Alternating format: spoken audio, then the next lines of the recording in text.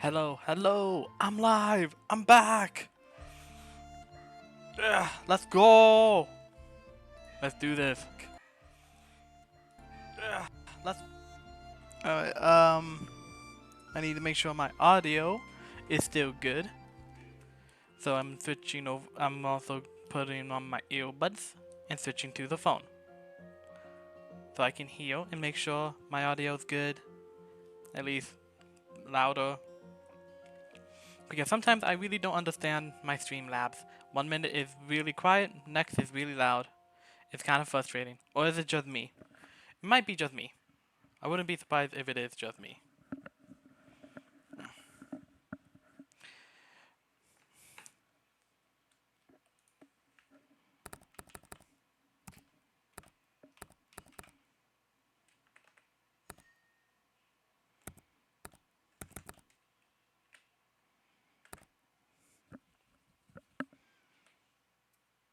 Let's see. That worked.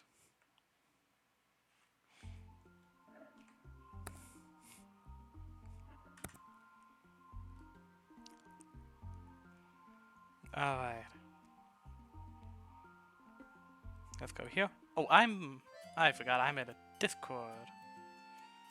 Let's make sure no one no one disturbs me. Bring. Okay. Well, me.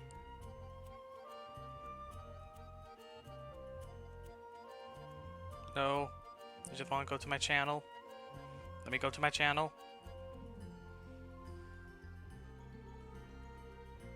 There we go. I'm in my channel. And I got some coffee with me, so this is gonna be nice.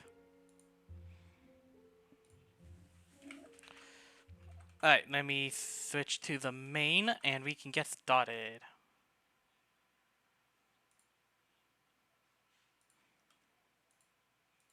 Let me, there we go. Aha! Okay. We were doing Dia, right, we were doing Dia.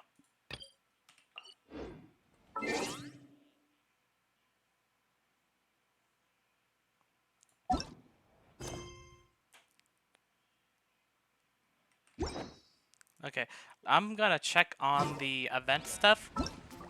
If it's too close to call, I'm just gonna skip Dia stuff and finish this.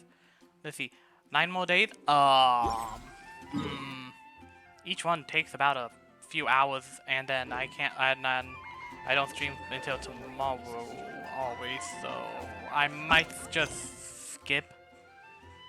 I might just do, not skip, but I might just do Escoffier like tomorrow, so I could just get it over with and get the event rewards.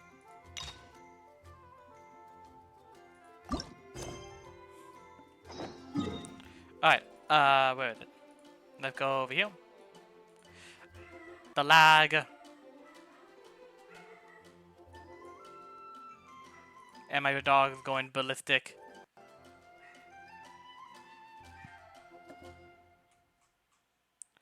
Oh, I am lagging so hard right now.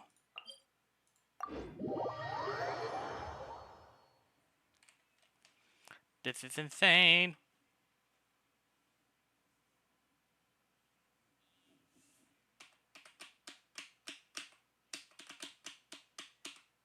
Sorry guys, sorry.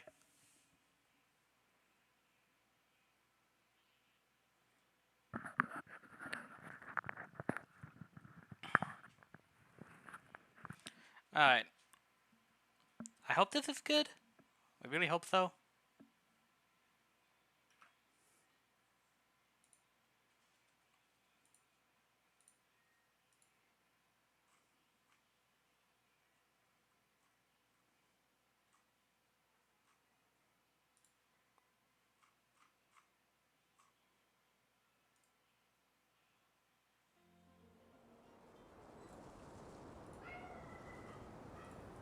Alright, let's go over here.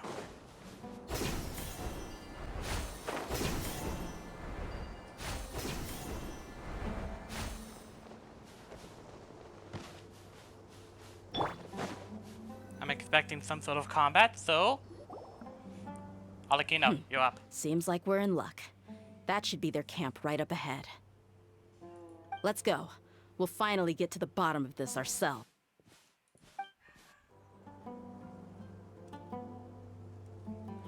Yeah, I don't know why it just I'm cut here to out. see Kusela. Tell him to get out here. Nope. Dear, why are you here?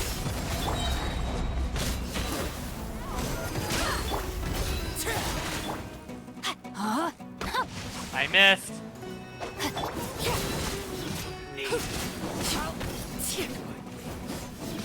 Wait. Okay. Haven't you all done enough? Ah, fuck. So are you also here to stop us? Stay out of this. It's got nothing to do with you. Overruled. Wind blade.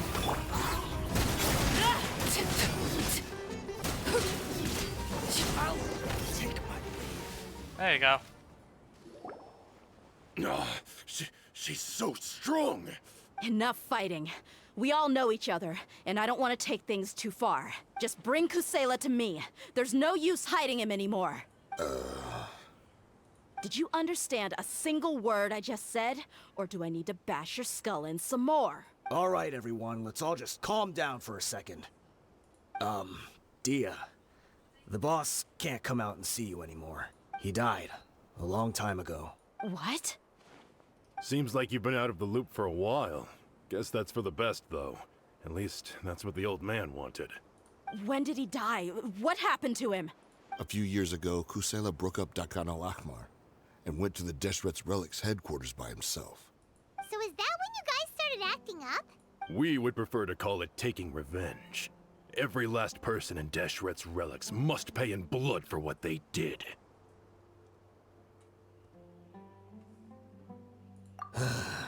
Let me start from the beginning.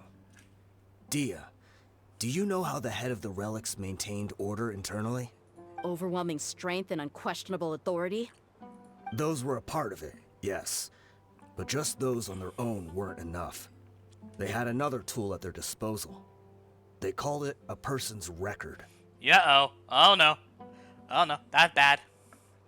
Regardless of whether they joined by their own will or were coerced, every person in Deshret's Relics was forced to leave a record of themselves at headquarters. Whether it be their deepest sin, some unforgivable act, or their most immoral exploit, the record served both as a symbol of loyalty and the perfect material for blackmail. That's precisely it. Every one of us have a record. Me, Bashar, Tikriti, and all the boys who grew up with Dia and ended up joining our ranks. But you, Dia, you were never asked to provide a record, were you?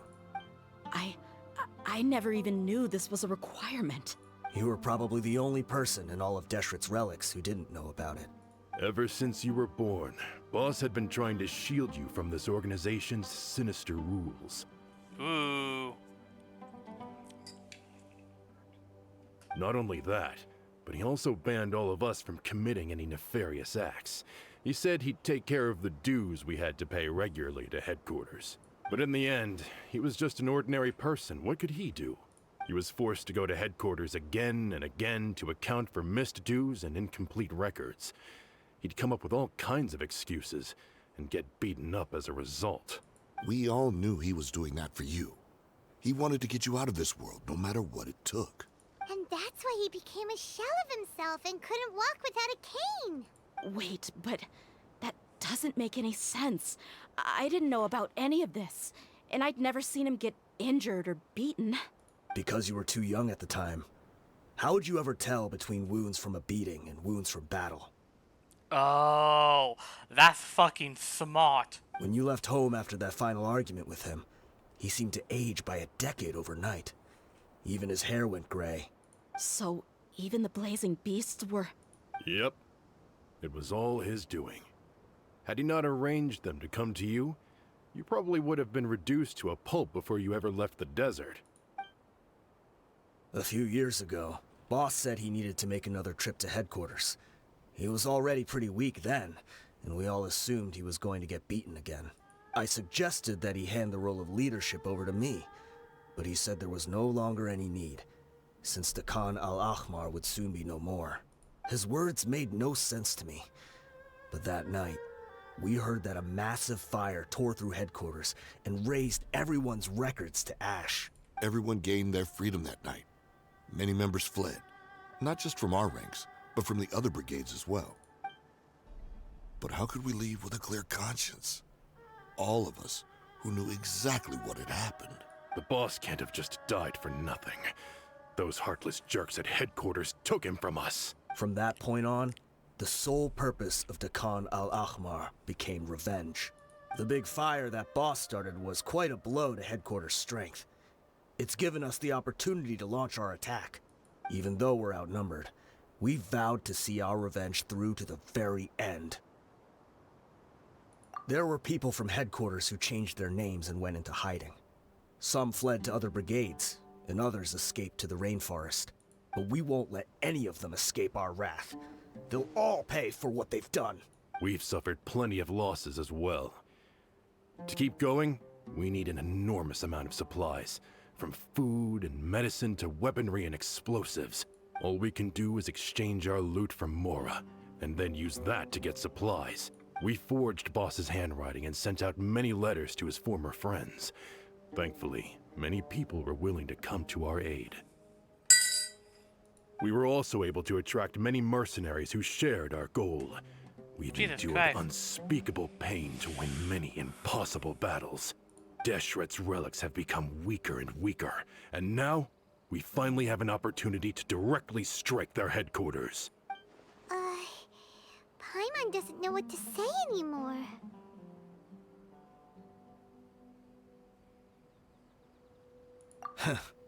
We do know right from wrong, but we were sinners from the very beginning. We do not deserve the freedom that the boss won for us with his life. Boss always loved his old-fashioned hero stories. Those tales about sacrificing yourself to save the world. We used to always laugh at him for it. But in the end, he really went and lived those stories out himself. As for me, I never considered myself a hero. We're all the lowest of the low. We have no right to even imagine such an existence. But maybe those hero stories he liked foreshadowed everything that was to come. The spirit of the hero touched all those he had saved, and more people joined his cause. Maybe we were all just acting along with the play in the beginning.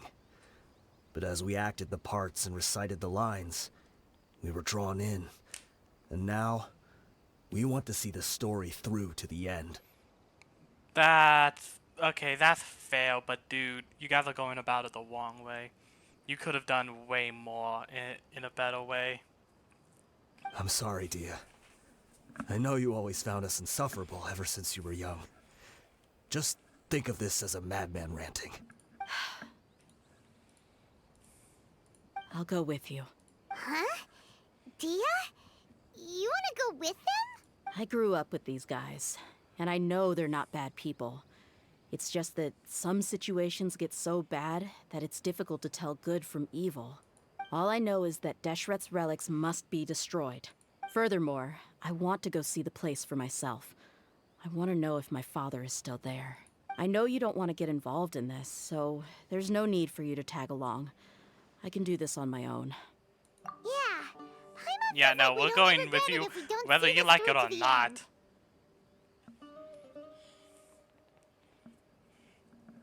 We're gonna kick some butt, and we're gonna win. Thank you. We'll be a lot stronger together with you. I bet Boss would lose his mind if he ever knew you'd join us at the very last moment like this. Considering all the losses and injuries we sustained, we can't afford to turn down someone as powerful as you. He can think whatever he wants. But the fact is, I owe him this much. Alright, let's do this. I'm gonna go around and see if there's any, like, information.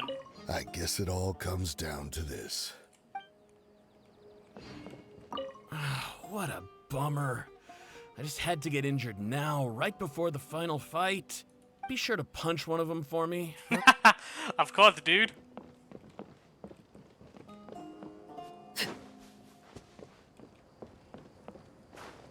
Oh, that's great.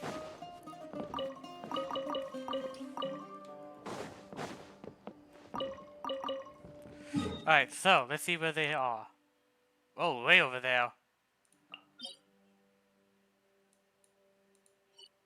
And I don't have a teleport, at least a very convenient one, so...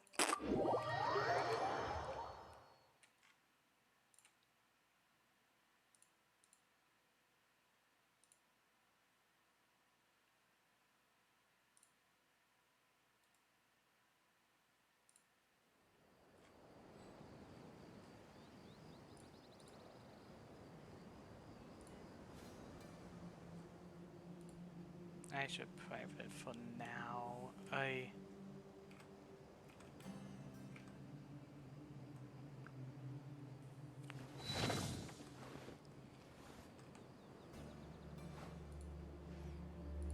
Oh yeah, that's right. Until I get a phone, I can't whisper to anyone. Sad. Big whip. Well, not until I get a phone. Until I can get a freaking,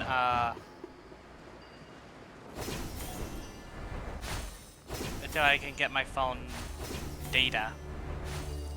Then I can, use whisper.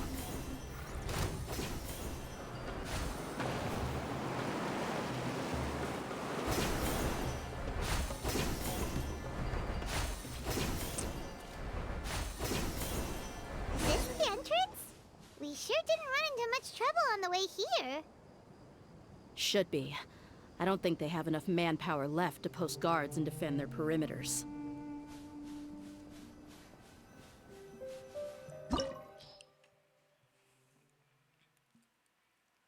We got this. It's gonna be frustrating, but we got this.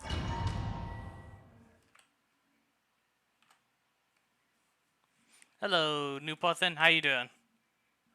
Welcome to the stream. Wow. Paimon didn't expect it to look like this on the inside. They should all be holed up in here. Don't know how many people they've got left, though. Who cares? We'll round up all of them. Still, we should be careful. Even if they've only got one shot left, it could still take us out. Yeah, we'll know what they're really capable of once we've landed some hits on them.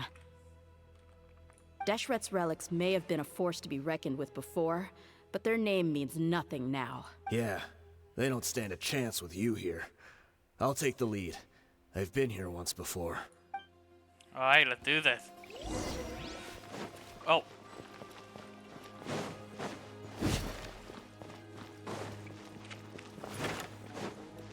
Happy to apply.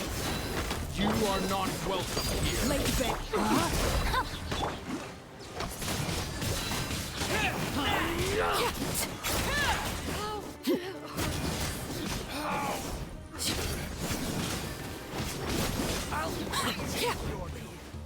I'll be back.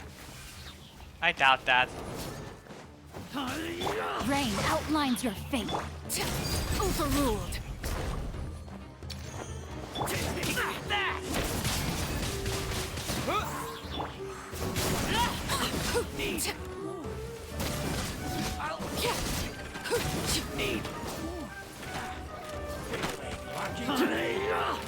No, my sword.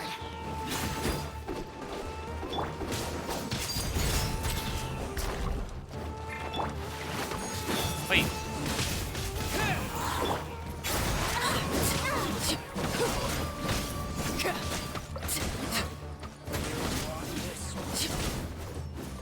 I'll be back. Again, doubt that. Rain outlines your fate. Transfixed. You want this one?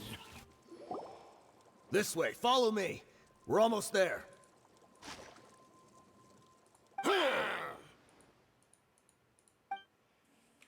let's keep going. Wait, they went charging ahead without checking for any traps. Fuck. Hey, you guys okay? It seems like we just got trapped in here. Don't think we triggered anything else. Watch out, the enemy's coming from ahead. Well, now that things have come to this, seems we'll have to fight our way through. Don't worry about us. We knew something like this could happen. Go and take a look around. There could still be another way through. Let's go! We can't let the boss down! Let's check if there's another way! The sooner we can make it through to help them, the better. Let's see. I think I see a way through over there, but it's being blocked by something. Let's try our luck with that mechanism. Okay, let's go!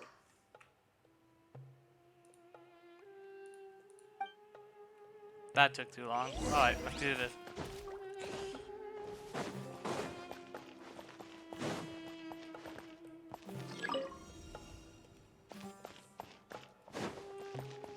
Okay.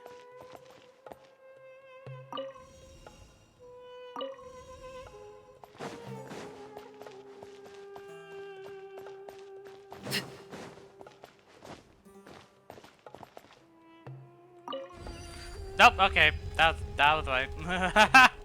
Let's go. Oh no, you don't.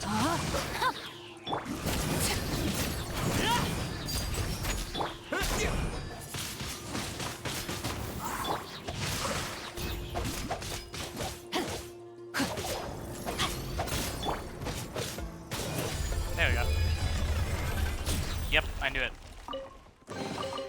That means Arlecchino's gonna do more damage in this upcoming fight. Another mechanism like the one before, but this one's being blocked off in the middle. We just need to adjust it a little. There.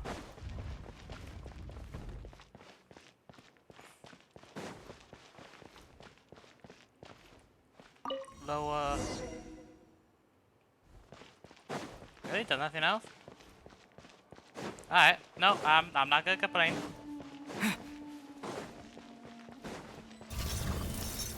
No. No, my sword. I knew there was a fight coming.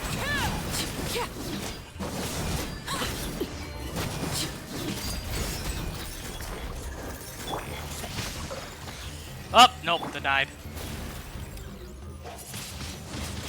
Wind blade. Alright, let's keep going.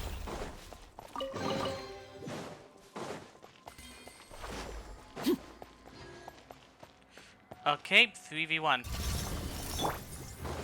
Rain cutter. You know what?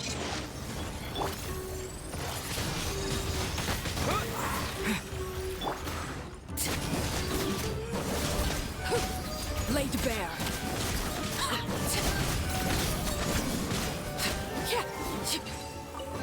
Died.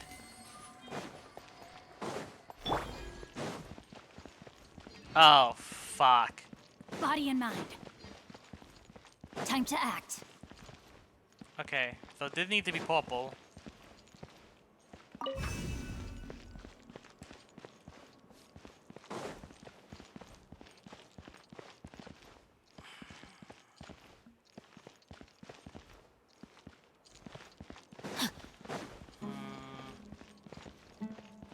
Okay, this is gonna Time to be act. weird, but let's try raising it.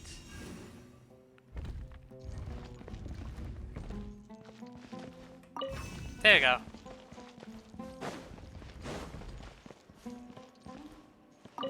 Ah ha ha!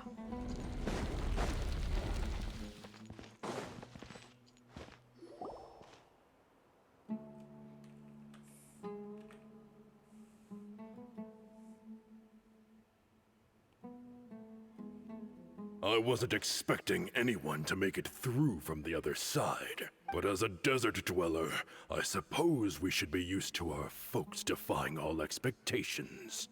Whoa. Don't waste your breath. You have nowhere to run. Run. Had I wanted to run, I would have fled 1,000 times already. I witnessed the golden age of Deshret's relics. Even if I could leave this place behind, all that awaits me now are endless days of humiliation and ruin. Even now, my brothers and I still believe in one thing. The greatest should never live to remember their fall. So you want to go out in a blaze of glory. Let us draw our weapons! We will show them the true power King Deshret bestowed upon his followers. He's crazy. He's crazy and he needs to go down. They are but two, while we hold within ourselves the entirety of the relic's glory.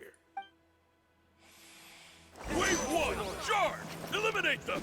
Okay. Mine's your fate. Take that!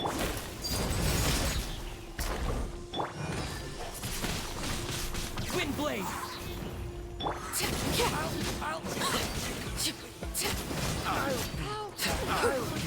Don't think you won.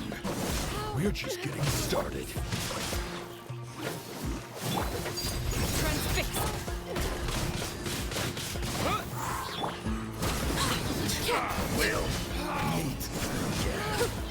King Deshret will not abandon any one of his followers. We'll meet again. Laid bare.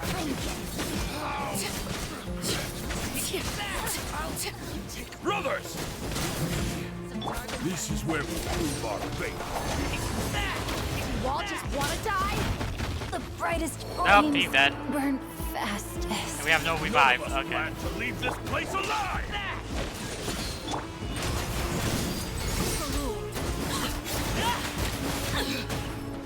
Oh, he is. Ooh, he was tough. The commander has finally fallen. But they're still coming at us! This place is like a gladiator's ring. They just keep coming no matter how many we beat! Yes, keep fighting! There's no need to fear, and no need to back down! This is our last stand! When the next wave comes, try to draw away their attacks. I'm going to see if I can take out that high platform.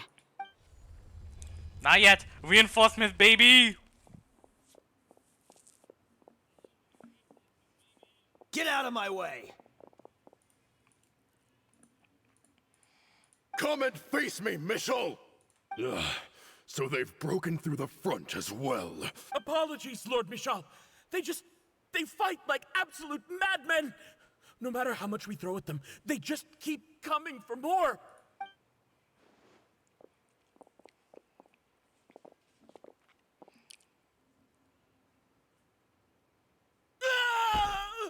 So, it would seem like this is the end. Time to pay for everything you've done, Mishal. You think I would give you that opportunity? I will be buried in the sand, alongside all the rest of our fading glory. Hey, wait!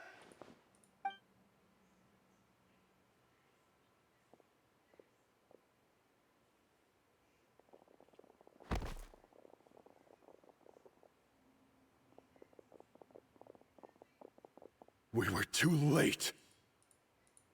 It's over. There's no more need to fight. But if you're still going to cling on to your so-called mercenary's pride, then I'll give you all a good beating as well.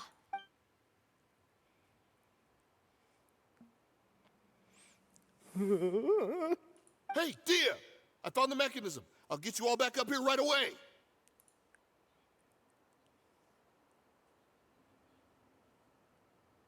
Let's go.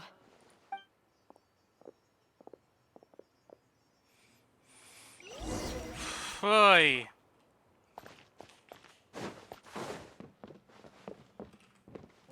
I probably should have gotten some sort of heals because that was too close.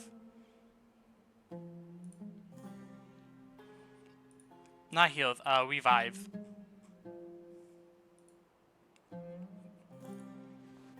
That was like too close, man.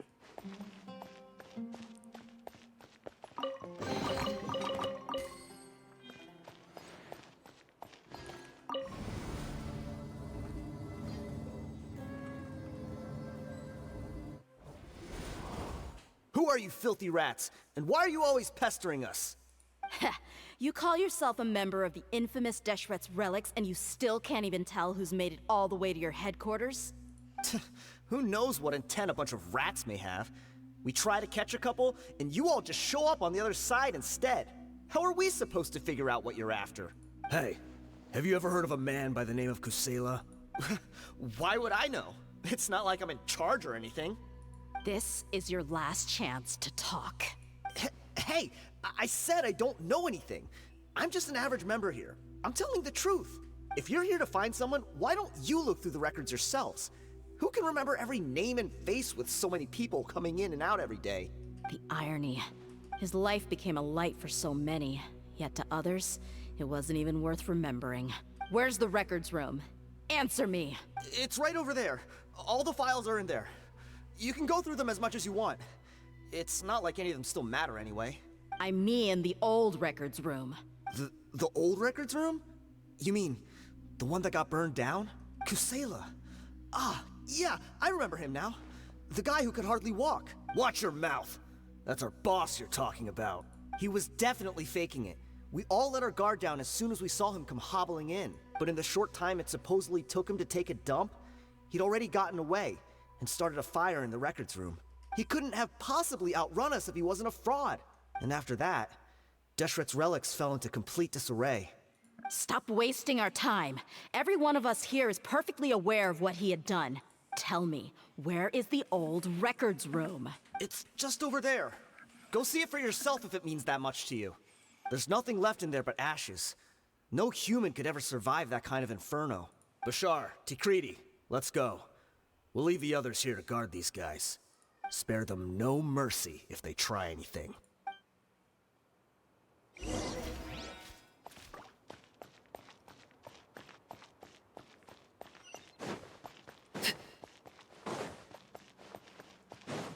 Whoa, these guys all real fucking organized, I won't lie.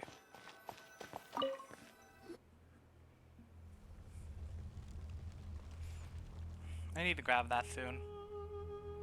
It'll make life so much easier.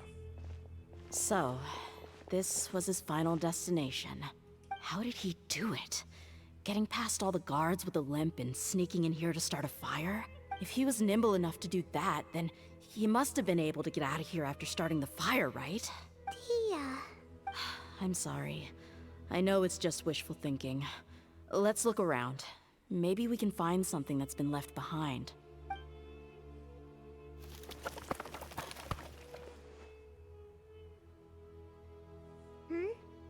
Is this a cane? It must be the one that Dia's father used. Kusela.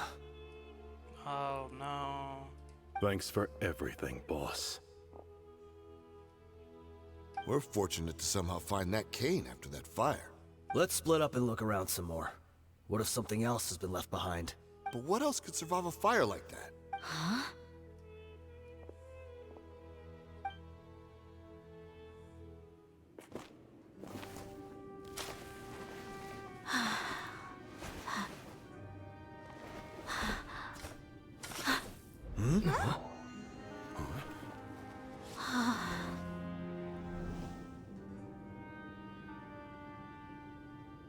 Thought so.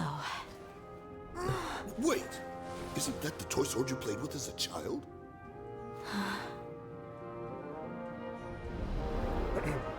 The dragon is no more, for So it Princess was Dia real. has slain it. Its head now hangs above the city gates. Her bravery has brought eternal peace and prosperity to us all. Dia, come on. This is the most important line. You can do it. But Dia, you defeated the dragon. Everyone's waiting for your speech. Still too shy, huh? All right, I'll do it. I hereby proclaim our victory. Evil shall plague us no more.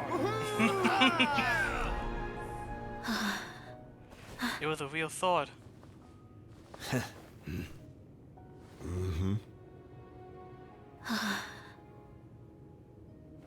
I hereby proclaim our victory.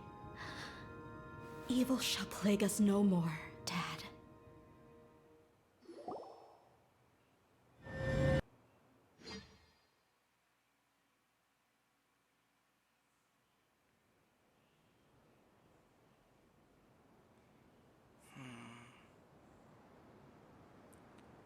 No, that's understandable for Dia to be quiet for a while.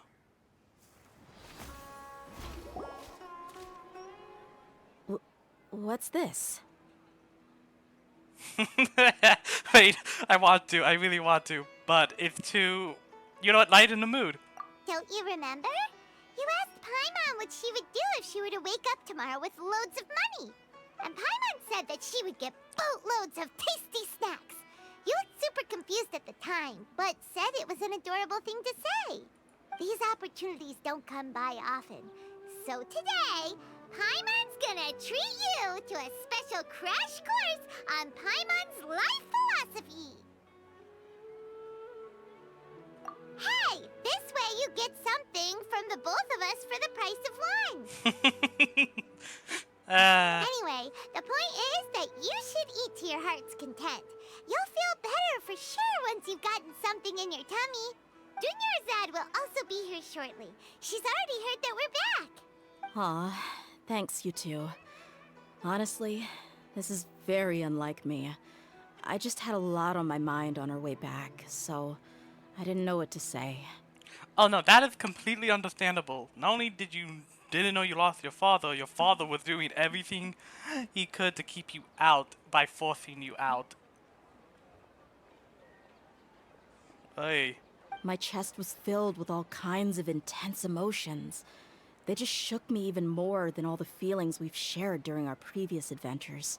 But when everything came to an end, those emotions also vanished without a trace, and I was left feeling more empty than ever before.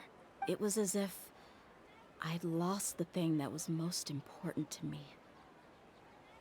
Yeah, you're right. To many mercenaries, Mora is the most important thing in the world. But perhaps to us, it's the most worthless thing of all.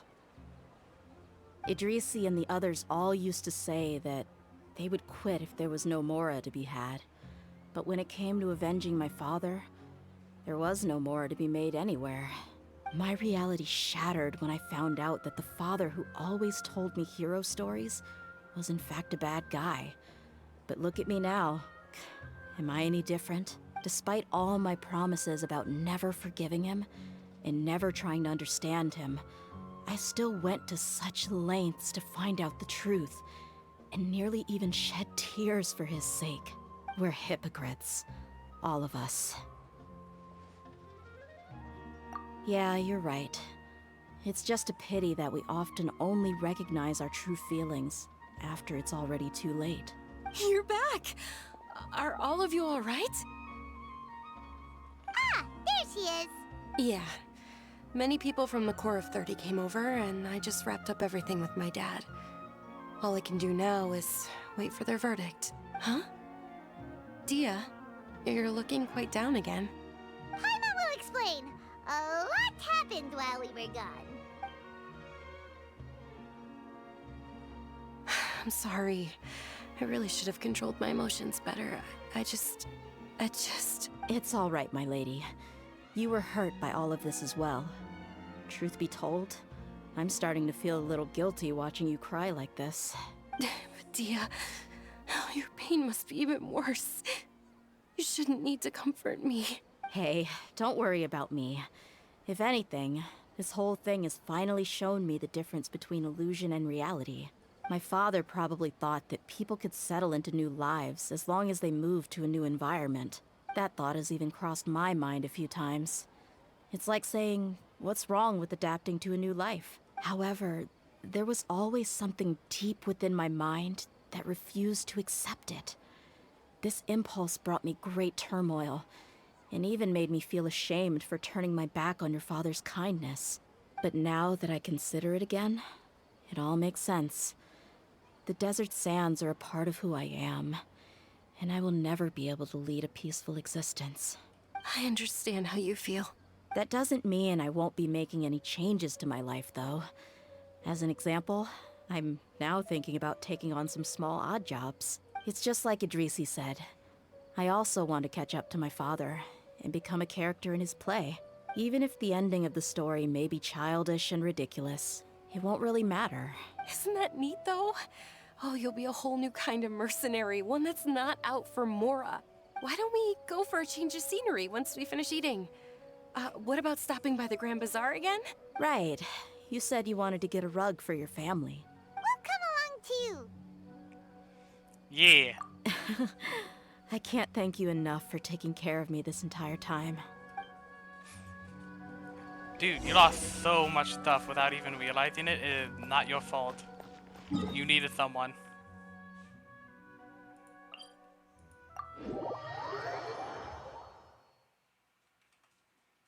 That's the goal.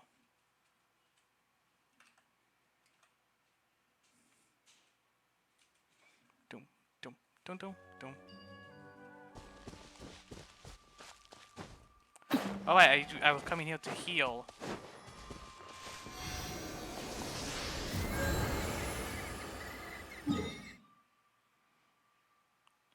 Okay. Because I don't know where there's any other campfires. Freaking Mondstadt, come here. Where are you?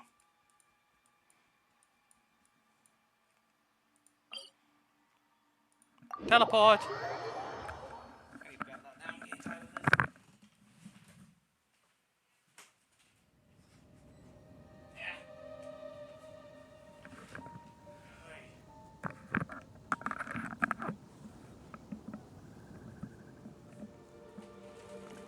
Okay.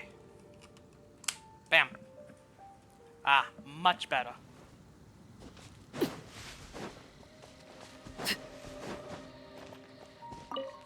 No! Let me out. I'm the survival expert. There we go. Okay. Need bunch of revival stuff.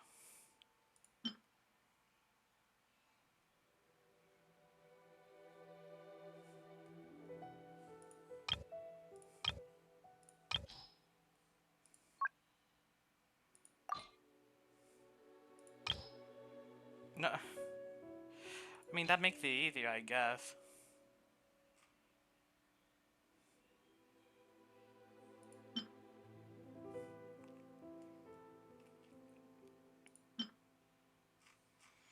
There should be a purple one, I swear.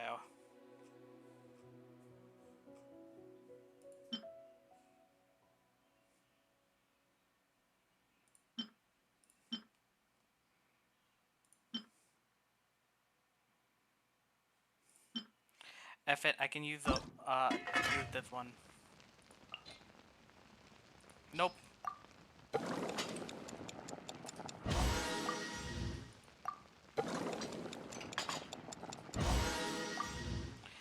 Thank you, Baba.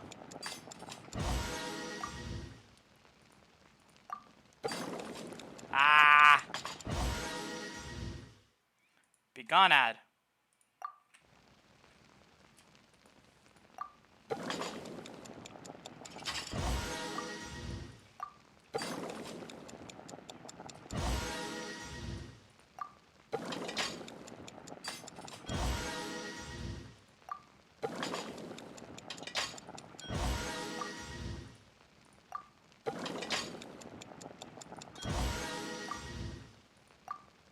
And last one. Alright.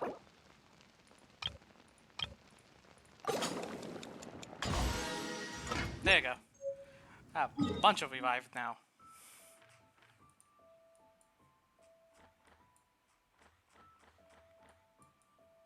Let's go.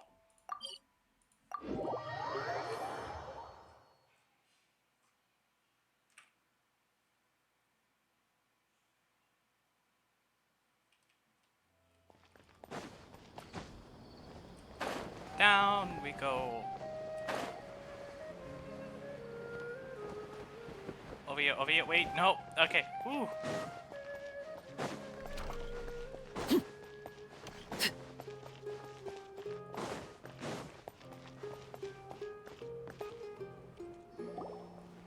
Oh, this rug here is quite something.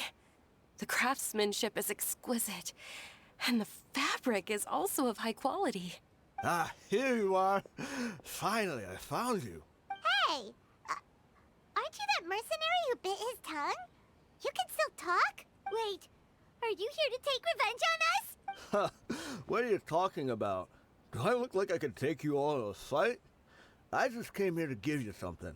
I'll be on my way to give myself up to the Corps after this. Once I woke up, I hurried to the Khan al-Ahmar's camp, hoping to alert them to your presence. But when I got there, I found no one except the members who were still too injured to move. Ah, so you probably got there after us. Yeah, they told me that they had exacted their revenge, and everyone had turned themselves in to the authorities. Even that last camp was not going to last for much longer. I had joined the cause to repay an old favor from Kusela. Now that everyone's already turned themselves in, I might as well do the same.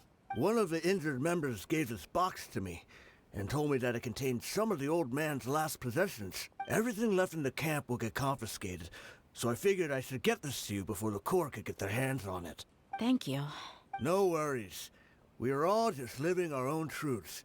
There's no need to comment or judge anyone for it. So this box contains everything that Dia's father left behind. Huh. It feels lighter than expected. Well, back in the day, the first thing he did with any moral was spend it on things like drinks and meat. But let's see what's inside. What's this? It's just a bunch of junk. Ugh, it kinda stinks. Perhaps it's just been left unopened for too long. A handwritten copy of a storybook. The paper's already yellowed, and it looks like it's about to fall apart. It was against the Academia's rules to possess books for personal use. If he was going to break that rule, he could have at least copied something useful. That probably means this was really important to him. Ah, and here are a few bags of children's snacks. The packaging's completely deteriorated. Maybe that's where the smell was coming from. Did he get those for you? Yeah, but here's the thing, though. Even when I was a child, I was never a fan of these kinds of snacks. He'd always say that he got them for me, but in the end, he always ate more than I ever did. Who even leaves snacks in a box like this anyway? Isn't that just common sense? Forget it. Let me see what else is in here. A razor, some buttons, some round iron tiles, a wooden toy puppet, a wool scarf, which from the looks of it probably belonged to a woman, and a hair clip? Why are these things here? I'm suddenly feeling a little scared. I'm sorry, my lady, but this is just the kind of man he was. He probably saw this box as some kind of personal trash heap and dumped any and everything in there. 2 empty liquor bottles. Tell me, you guys, are these the kinds of things that a normal person would leave behind? Huh? There's something in the bottle! Oh, you're right. All right, I got it out. It seems to be a piece of paper with some writing on it. The bottom part's all damaged from moisture, though. Let's hope the writing didn't smudge. I was suddenly seized with an urge to write a letter after finishing this bottle. I just folded it up and left it in the bottle, though. If I end up forgetting about it, it won't really matter. To Dia. It's a letter for me? It's all right. I'll just read it out. If he went to the trouble of writing a letter, there must have been some important things that he wanted to say. Or at least record down. My condition's becoming worse and worse. Can't even walk without a cane anymore, much less go out and have fun. Guess I don't have many days left. If you're reading this letter, then I suppose I'm already long gone. You were adorable as a baby. Everyone loved you. And regardless of whether you were crying or laughing, everyone enjoyed having you in the group. But once you grew a bit older, you were no longer nearly as happy or cute. It's probably the guy's fault. Can you believe this guy? He can point the finger at himself. Anyway, back to the point. To summarize, I'm writing this so you would know not to feel sad for me, even if you end up finding out the truth. The reason being that I was never your father to begin with. Wait, what? Surely, he must be joking, right? I don't know. I was quite formidable when I was young, and 100 times cooler than some so-called flame main. Really felt like the whole world was under my feet. With just a teeny tiny bit of effort, I felt I could rule over the entire desert. But as fate would have it, I went out into the desert for a drink one day and discovered a baby in the sands. It was you. You were just lying there, small and helpless. You were so tiny that if the wind blew for just a little while longer, you would have been buried forever. but your cries were so loud they made my head hurt. Now that I think of it, you really were a bundle of energy. Sounds like he's serious. I told Idrisi and the others that I had slipped up with a woman while out and about. None of them even doubted me. I'm sorry that I had to lie to them for so long, but I really had no other choice. I was their most esteemed leader, after all. It's not like I could just tell them that I suddenly wanted to play at being a father. At this rate, I'll puke up all the liquor I just drank from this bottle. Anyway, Dia, you possess the kind of freedom and kindness that we could only dream of. As far as how you should live your life, that'll be up to you to decide. That's the end of the letter. In the end, he was still thinking of me as a little child. I suppose, or I would have suffocated under the sand a long time ago. He was a good father to you. The fact that he wasn't a blood relative doesn't change that. Yeah. It's just a pity that we had to learn the truth of everything like this. Do you already have some ideas about the decision that he wanted you to make? Of course, she did. Do. If he first found me alone in the sands, then I want to try my hand at finding the person who abandoned me. I just have one wish. To tell them a story. That there once existed a childish and foolish jerk with a heart of gold. And that only under his care was I able to grow and mature into the person I am today. If you end up finding any leads, can you share them with us? We go on adventures all the time. Maybe we'll be able to find some information for you. Sure, I appreciate it. I wasn't expecting you to be so enthusiastic. I'll help too. Thank you. All of you. Thank you so much. My life has certainly had its twists and turns, but I've always considered myself lucky. Because no matter where I've gone, I've always been surrounded by incredible kindness. And that's the end.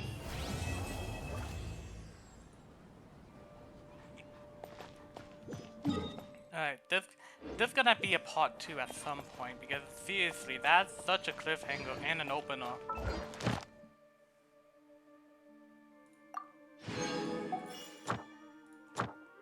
There has to be a part 2 at some point. Just like with a lot of other stuff.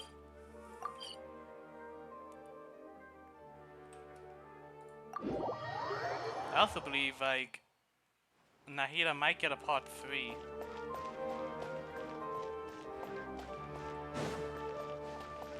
Mainly because I think the Traveler might just tell Nahida about Greater Lord Wukadavada.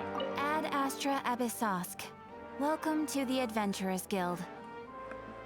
I really don't know if I'm pronouncing that name right or not, and it's frustrating. Thank you for completing today's commissions. Here is your reward. Ad Astra...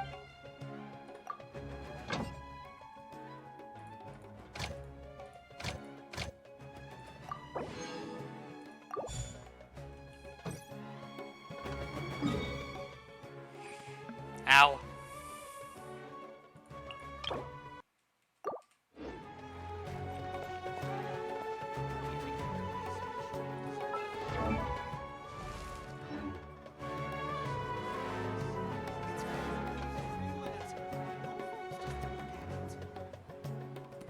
Okay, there you go. I was blanking out for a second though.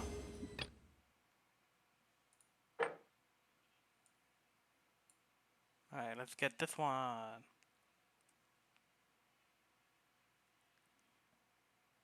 Yeah, this one.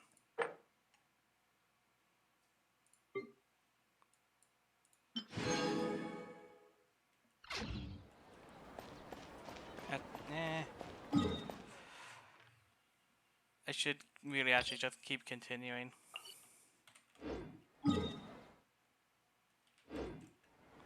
I might just do that off screen.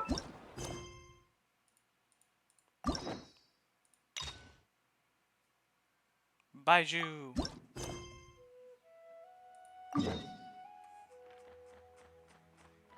go.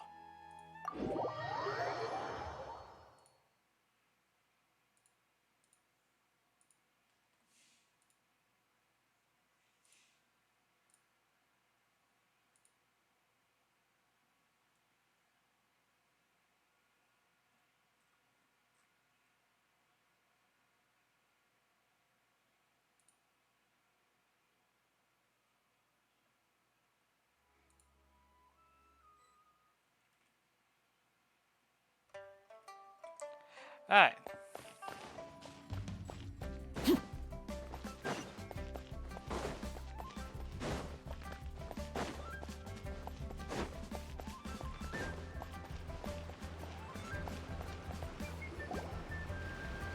What's your name, buddy?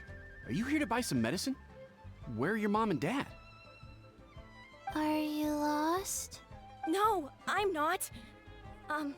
My name's Ayu, and I'm here because... Hey there, Chi-Chi. Hi, Gray. What's going on? Hi, Traveler and Paimon. You've actually come at the perfect time. This little boy seems to have gotten himself lost. I think he must be new to the city, probably wandered away from his parents and... No, listen to me. I'm not the one who's lost. It's my dad.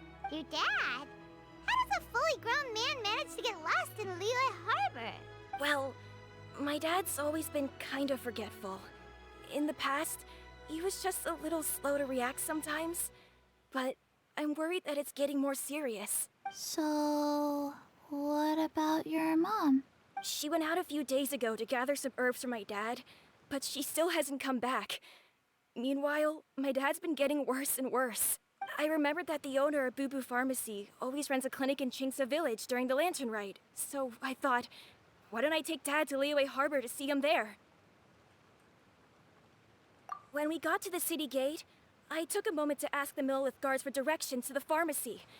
And then, when I turned back around, my dad was gone. I asked the Millelith guys to go find him, but he said they won't be able to send that many people. So then I figured, maybe I can ask some other people in the city to help. You came to the right place. We're pros at finding people. Isn't that... Changshin can help. She has a good sense of smell, like a dog. Hey, who's talking about me behind my back? Chengsheng, Chi-Chi meant that as a compliment. There's no need to be upset. Hello, child. You mentioned that you were looking for the owner of Boo Boo Pharmacy. How might we be of service? You have a talking snake? Oh, are you Uncle Baiju? Uncle Baiju? Chengsheng, now's not the time. My dear boy, could you tell me more about your father's condition? As much as you can recall. Yes, Dr. Baiju. I see. Good catch, And your dude. family lives near Chingsa Village, you say? I visit patients there frequently, but I don't recall ever seeing you or your parents. Uh-huh. My mom doesn't like meeting other people, especially during Lantern Rite. She always tells me to just stay at home and keep my dad company. Is that so? Ayu, by any chance, is your mother's name Jiangli? Whoa, yeah, it is. Do you know my mom, Dr. Baiju? Sister. I certainly do. Gui, Chi-Chi, are there any pressing matters in the pharmacy at the moment? Ayu's parents are old acquaintances of mine, so I would very much like to assist with the search. Would the two of you have time to join me? Don't forget us two. We already told Ayu that we'd help. Oh, really? Well, that's wonderful. We are most grateful for your support. Yeah, we're gonna find them. Lickety split. Chi-Chi and I need to clear up the shop front first, but once that's taken care of, we'll be right out to help you with the search. Family is very important. Thank you. Then I'll leave you to handle the pharmacy. Traveler, Paimon, why don't you come with me and Ayu? Let's start by talking to the Millelith guards at the city gates, see if they have an update. Let's go. This is gonna be interesting. And there goes Paimon.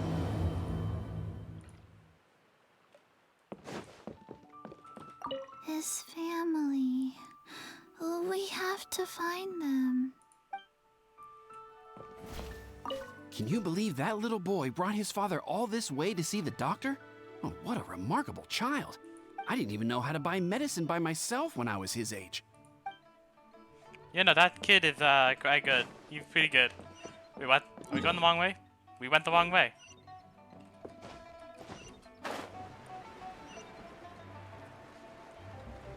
We kinda went the wrong way. Becoming a drill.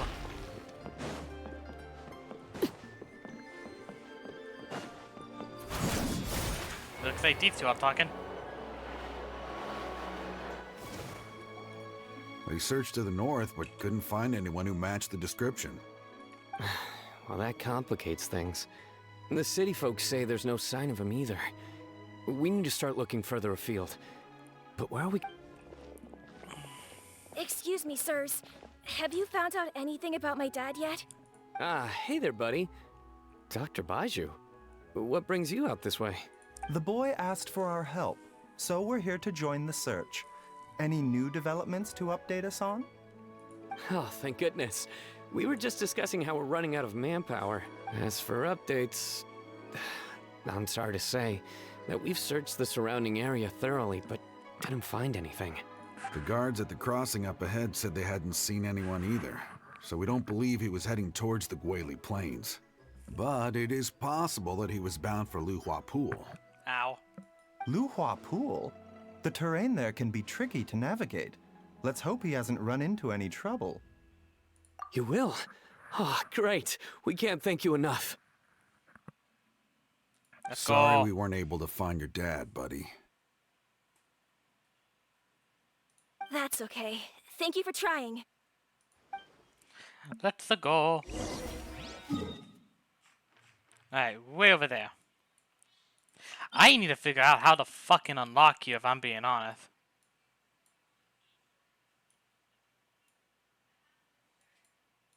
That's literally 80 primo gems right here.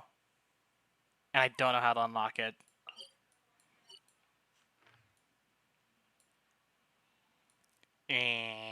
So frustrating.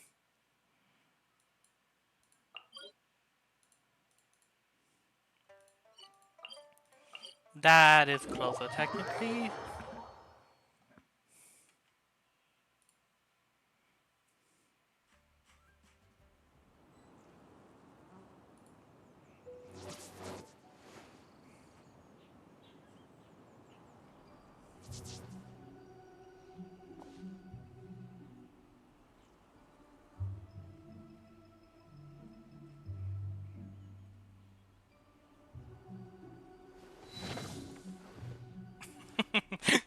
I love that meme. Alright, let's go.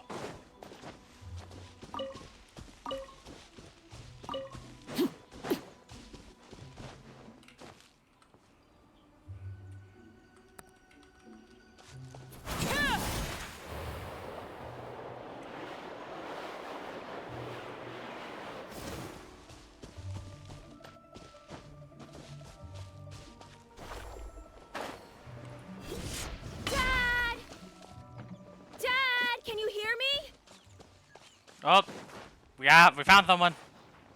There's somebody over there.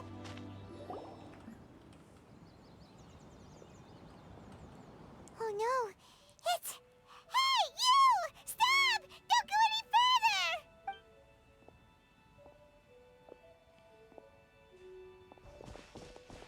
Watch where you're going! The fuck? Oh, dear customer. Wangsheng Funeral Parlor does appreciate your patronage, but you needn't hasten the inevitable. Are you all right? Huh? Dad! Hey, Hu Tao! My, who do we have here? It's the Traveler in Paimon, and my worst nightmare. I see she still hasn't warmed to you. Thank you, Director Hu, for saving this man. Dad, are you okay? Do you recognize me? It's me, Ayu. You're... Ayu? Who am I? Your name is Jia Liang, and you live just west of Qingse village. You were supposed to come to Liyue Harbor to see the doctor. Remember? Does that jog your memory? Oh, my name is Jia Liang.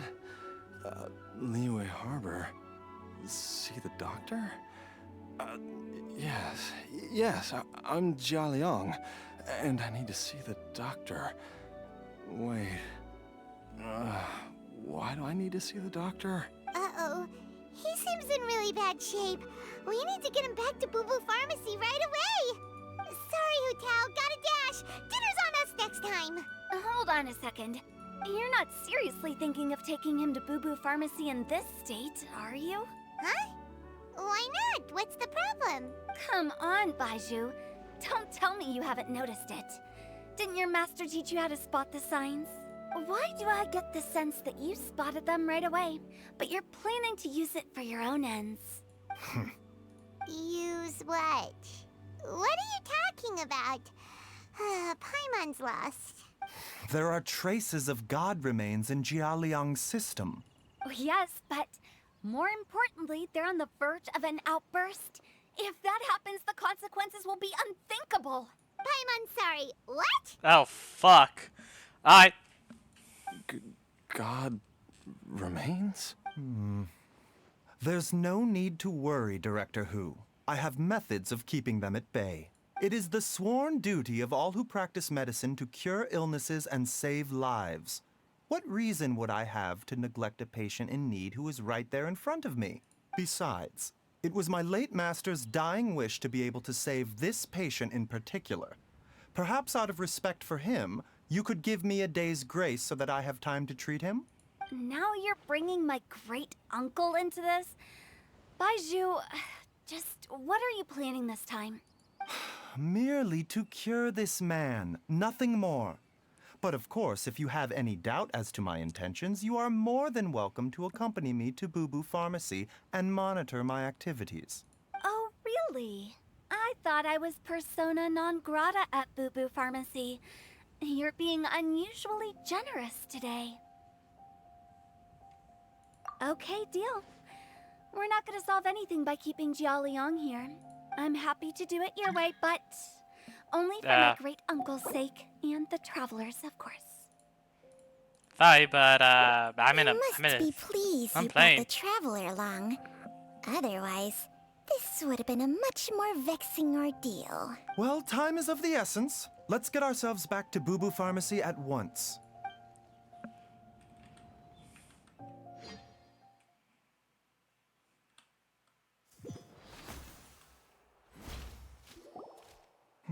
Blockages within the cardiovascular system. Reduced blood flow and energy circulation? I see. I suppose this must have caused the cognitive abnormalities. Dr. Baizhu, how bad is it? Can you cure him? Don't you worry. Baishu's a really great doctor. He's sure to find a way. Ayu, do you know when your father first started displaying these symptoms? I'm not sure. He's been like this for as long as I can remember. But it wasn't as bad as this when I was still little. So it's been a long time indeed. No, I have a treatment plan in mind. We can start tonight. Come and see me again tomorrow morning. I promise that by then, Ayu will find his father healthy and lucid again. Thank you, Dr. Baizhu. Thank you so much. If you still have any misgivings, Director Hu, please feel free to hang around for as long as you wish. However, it would be best if you step outside this room. A doctor must be able to focus when treating a patient. Any distractions heighten the risk of complications. Yes, of course, absolutely. I'll just go and look at the flowers or something. But I will be back in an instant at the first sign that something's amiss. See you tomorrow, Baizhu and Chang Chang. Bye for now, everyone.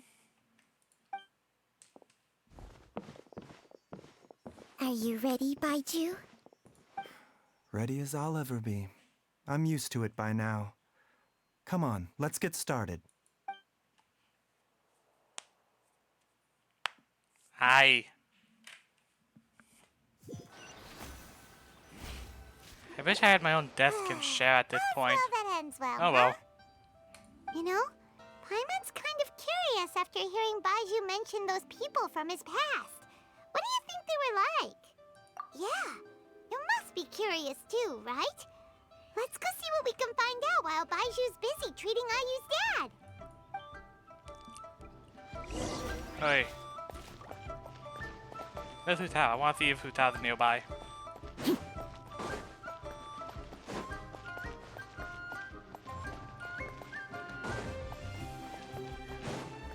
Well, there's Chi-Chi.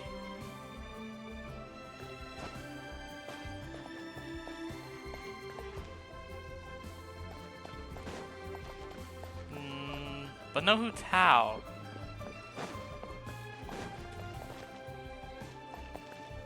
Mr. Quay, I want to go to the Adventurers Guild and get them to help look for my mom.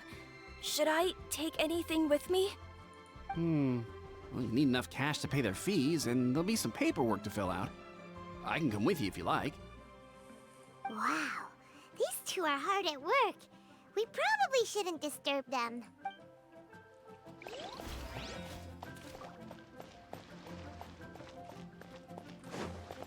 No Hu Tao. And if I'm right, Chi-Chi's over here. Staring at a wall. Zhongli? Master? Dr. Baiju has never mentioned them before. But more importantly, is Yuno Hu gone yet? I need to find a better hiding place. Poor Chi-Chi. Hold up, now I gotta really see if Hu Tao's somewhere nearby.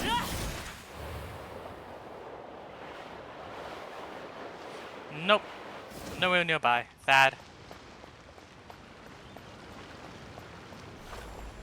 Oh, Hu Tao? Oh, it's literally just right here.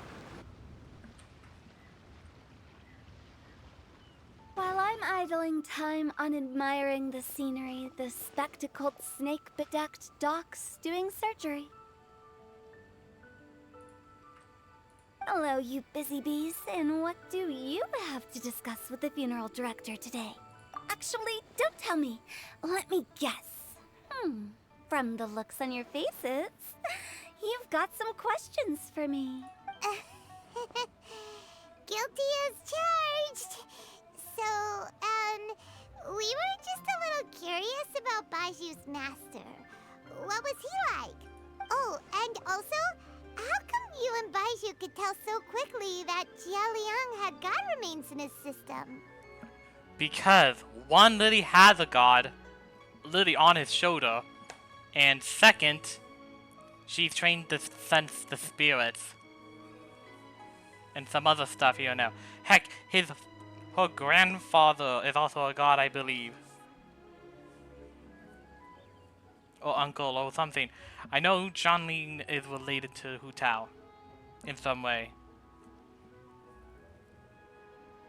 Zhongli. Holy fucking shit. Huh? I thought I told you once before. Wangsheng Funeral Parlor was first founded to fight back against the vengeful wrath of gods defeated in war. Well, it is a dusty old tale by this point. Long story short, in the ancient world, dead gods were acting up, so our ancestors started purifying the air and burning the bodies of the deceased to guard the border between life and death. These days, we don't deal with the wrath of the gods anymore, but all the relevant know-how is still passed down to each generation, so we can identify gods' remains when we see them. Okay, Paimon gets it now. Wait, so how did Baiju learn to spot them? Almost certainly from his master, who was also my great-uncle. Baiju's master was my grandpa's younger brother, a former deputy director of Wangsheng Funeral Parlor. Wow, fancy that! Huh. So, if he was from Wangsheng Funeral Parlor, how did he end up as Baiju's master?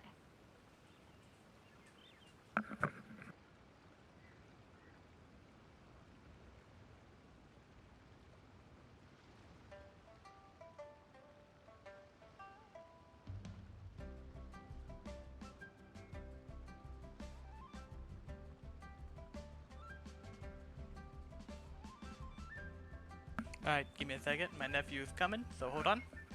Okay, I'll be back soon.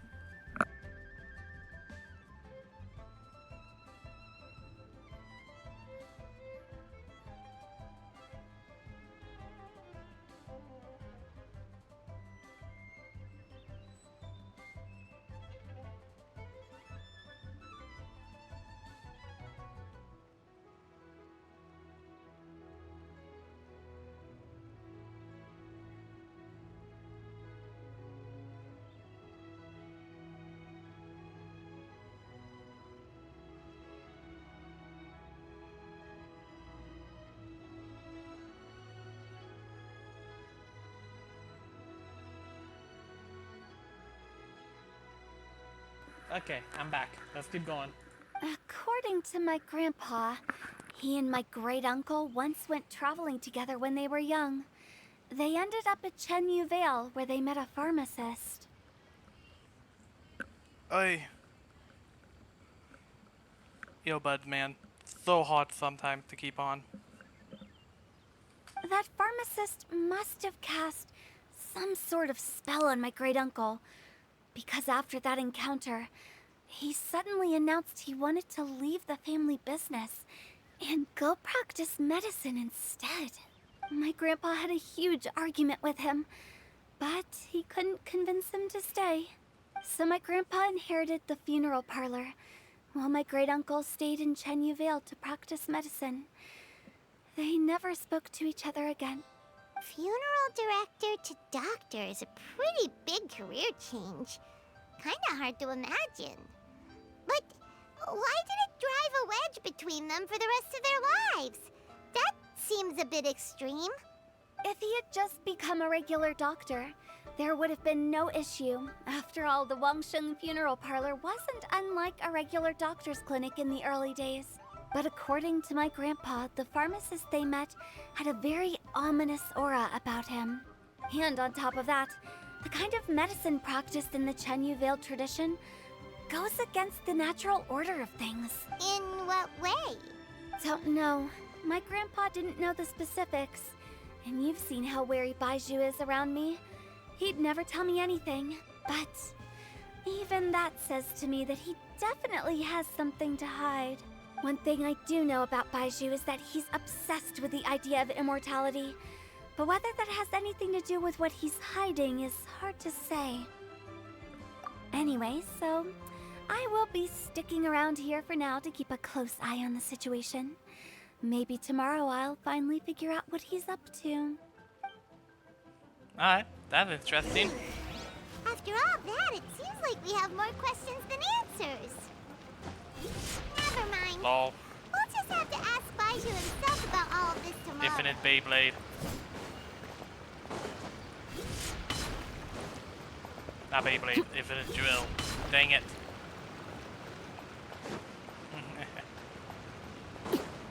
Drilling.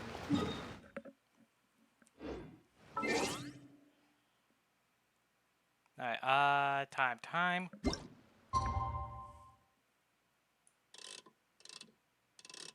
I'll do 8. Because normally it's 8. It's always 8.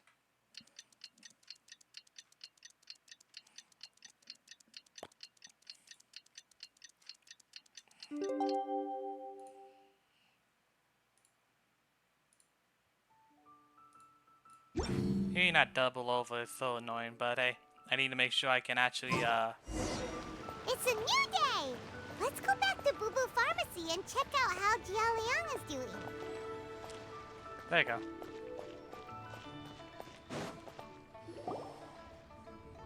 Dad!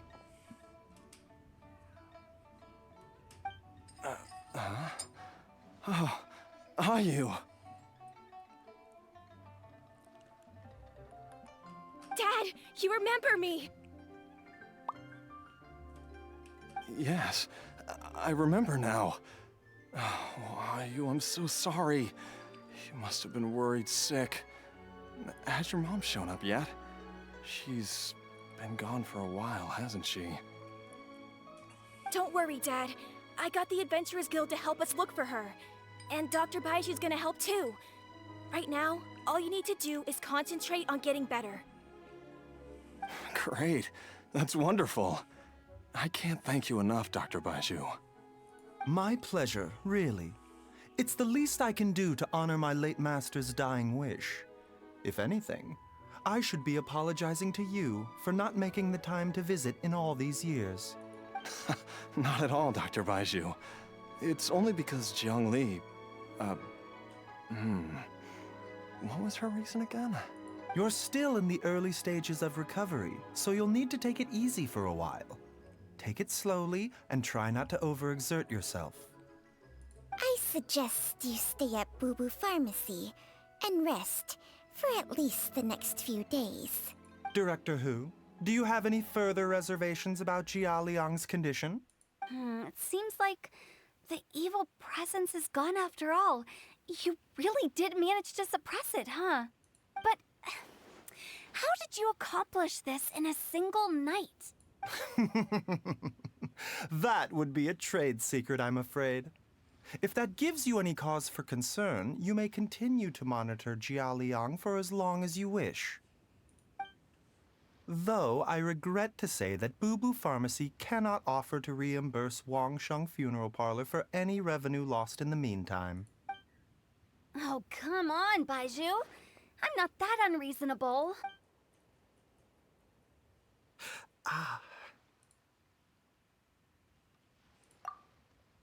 It is life force. I've been stuck indoors for too long. Baiju, take me outside for some air, or I'm going to suffocate. Yes, of course. Everyone, please excuse Changsheng and myself for a moment.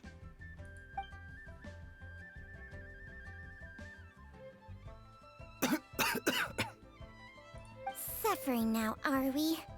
Did you seriously expect to cover it up just by putting on a brave face and ignoring it? If it weren't for my quick thinking, they'd have all seen the sorry state you're in by now.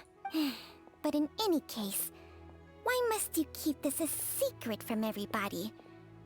You should at least share your secret with one person you trust. Who's there?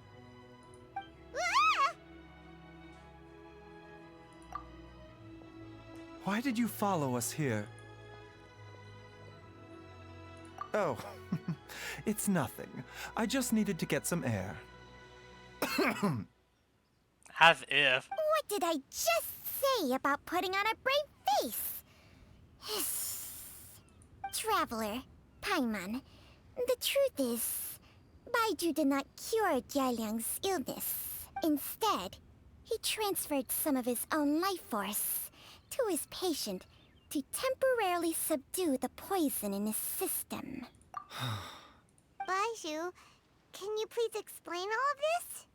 My predecessors in medicine forged a contract with Changsheng. Every successor to this contract is able to use Changsheng's secret art to treat patients. I believe the irregularities with Jia Liang's heart meridian were likely caused by a poison concocted using god remains as a key ingredient. The poison has not been purged from Jia Liang's system. Rather, I infused him with some of my own life force, using Changsheng as the delivery medium. This will suppress the poison's effects for a limited time. Changsheng? You can do that? Huh. Paimon always thought you were just Baiju's strange choice of a necklace. Paimon, really? Hey, I'll have you know that I commanded the respect of even the Adepti back in Chenyu Vale. If anything, he is my mannequin. I was treating patients with Baiju's master's master long before he ever set eyes on his first medical text. Whoa, guess you shouldn't judge a snake by its skin. Please, that's enough. Wait a sec. Huto was saying that the branch of medicine you studied uses some pretty dubious methods. So, when you transfer your life force, does that mean you're actually damaging your own body? Hardly. Changsheng helps to keep my chi in balance, so there is no great harm done. Still, Baiju's life force is not unlimited. We must find a way to neutralize the poison in Jialiang's body. And soon. Traveler, Paimon, would you lend this dummy a hand? He needs someone checking up on him, or he'll exhaust himself trying to accomplish everything on his own. Baiju, don't you think you should seize this opportunity? You cannot expect to hide this from everyone for your entire life. Time will see that all secrets surface eventually. Entire life. Thank you, Traveler and Paimon. Huh. Paimon doesn't think we've seen this side of you. But there's no need to thank us. You've helped us out before. The poison in Jialiang's system must have accumulated over a prolonged period. I think I should pay a visit to their family home and look for clues as to how he might have been exposed to it. Yes, I asked Ayu this morning before you arrived. He told me that his family lives in a secluded spot to the west of Qingsa village. Let's head there together once I've asked Gui and Qiqi to look after the pharmacy. As well as investigating Jialiang's exposure to the poison, we should also keep an eye out for Ayu's missing mother, my fellow disciple, Jiangli. Ah, I see.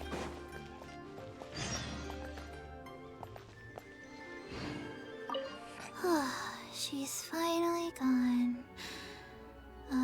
She's gone for good now, right? No, not really. She's gonna be back. I know it. Are you heading out now, Dr. Baiju? Yes. While I'm gone, I leave Boo Boo Pharmacy in your and Chi-Chi's capable hands. Rest assured, the moment anything comes up that you should know about, I'll inform you immediately. Are you heading out now? Yes. Rest assured, the moment... I wanted to check the shop. Check the shop. Okay, there you go.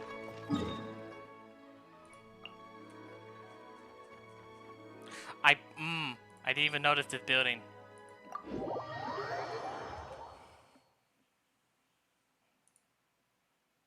Yeah.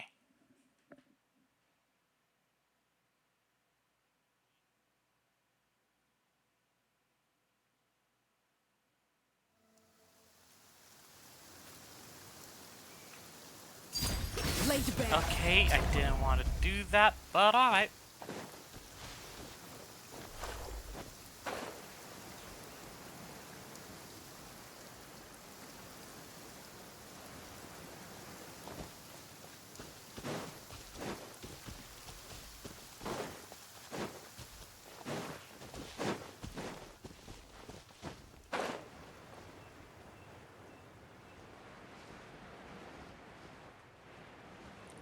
Drill.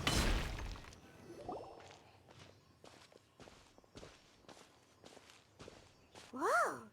There's a house all the way out here? Huh. It's so well hidden, Paimon's never noticed it before. It's a nice house, I won't lie. Nor have I.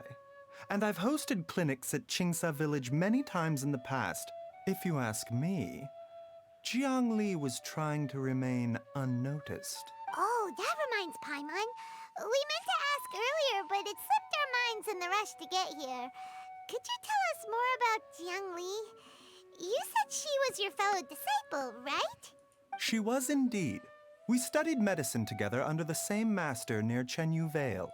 She is several years older than I and also began her travels far earlier than me. As a result, the time I spent studying alongside her was rather short. Supposedly, she met an herb gatherer sometime during her travels and decided to settle down with him. That must have been Jialiang. Wait, Changxiang, are you saying neither of you had actually met Jialiang or Ayu before all of this? Jiangli did occasionally come back to Chenyu Vale to see our master, but for whatever reason, she hardly ever talked about her family. The last time she visited us, she and Master had some sort of quarrel. We never heard from her after that. It almost seemed as if she'd gone into hiding. Quarrel? What happened? I don't know. I did not witness the argument myself. Nor did Master ever explain it to me. All he would say is that should I ever encounter Jiangli or her family in the future, I should do everything in my power to help them. Oh, so that's why you went to such extreme lengths to help Jialiang. No. Even if my master had never said anything, it would still be my duty as a doctor to help him. My decision would have remained the same. Paimon never knew you were so selfless, Baiju. Paimon always had you down as the sneaky, scheming type. Sorry. He can still be sneaky and schemy. He's just a better person. So a few words from me is enough to dispel all your suspicions, hmm? You ought not be quite so quick to relax your guard, Paimon.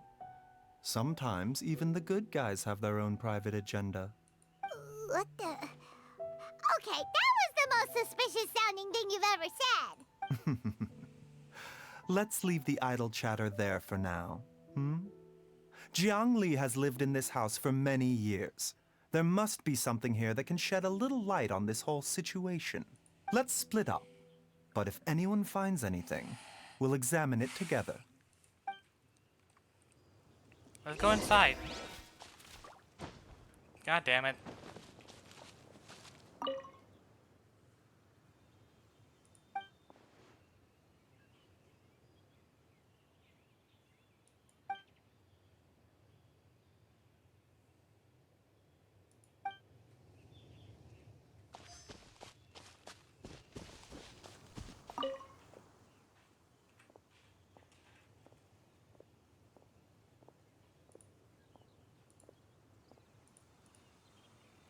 There we go.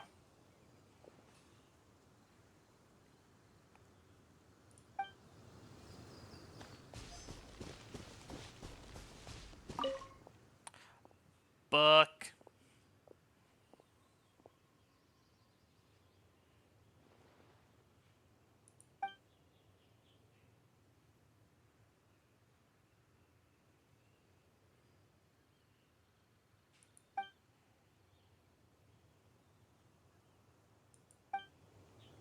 Traveler, Paimon, come quick! Okay. What is this? Chung Sheng and I found a hidden compartment. This is what was hidden inside. Huh. You sense it too? You're right. This is a poison concocted using god remains. Is it breathing? Paimon's not seeing things, is she? No, your eyes do not deceive you. I do believe the poison in this bottle is alive. Some toxins act a lot like living organisms. I read about this once in the Origins and Symptoms of Diseases. This ancient class of poisons consists of mother and minor loads, capable of sustaining a connection over vast distances. If it's a concoction of this kind we're dealing with, then both the poison in Jialiang's system and this one here are likely minor loads. Offshoots, essentially. Offshoots? So, the main body is somewhere else? Correct. Whoever is administering the poison can manipulate the source to indirectly control the poisoned individual's behavior and even cognition. Similarly, the poisoned individual will hear, to a varying extent, the call of the source. The call of the... Wait. So, back when Jialiang ran off, maybe that explains where he was heading! Only one thing could have been drawing him there. The source of the god remains used as the poison's key ingredient, the mother lode. This is getting crazier and crazier. What kind of person would do all this just to poison Jialiang? The mother? Hey, why has everyone gone quiet all of a sudden? Paimon. Since this poison was carefully hidden away in a secret compartment, the one who concocted it is likely a resident of the house. You mean Jialiang? Why would he poison himself? Oh my god. Think a little harder, Paimon. Someone else who lives here, and who might have expertise in crafting drugs. I swear to God, Paimon, if you say the kid, even I would hit you. Huh? So you're saying it was Jiang Li? Wait, but that doesn't make any sense either. Why would she poison her own husband? I agree. It makes little sense. Jiang Li does not strike me as the kind of person who would do such a thing. Look at the facts, though. How many people in the entirety of Liyue have the ability to concoct a poison from god remains? It's too early to draw any conclusions. We should question Jia Liang about it once he has made more progress in his recovery. Yes. According to the origins and symptoms of diseases, the minor loads will disappear if the mother load is purged. So if we can find and destroy the source of these god remains, the poison will leave Jia Liang's system without the need for any further treatment. Do you know anything about god remains in Qingsa village?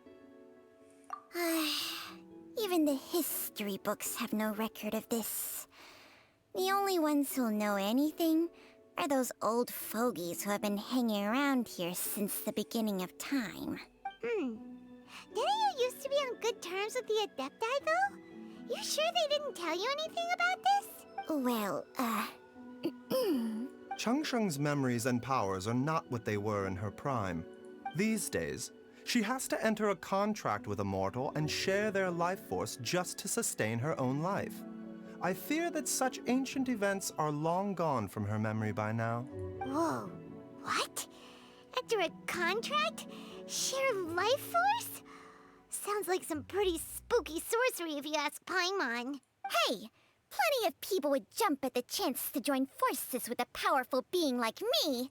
With my assistance in rebalancing your chi, not only can you extend your lifespan, but you will also be stronger, healthier, and able to eat stronger and healthier? God damn it.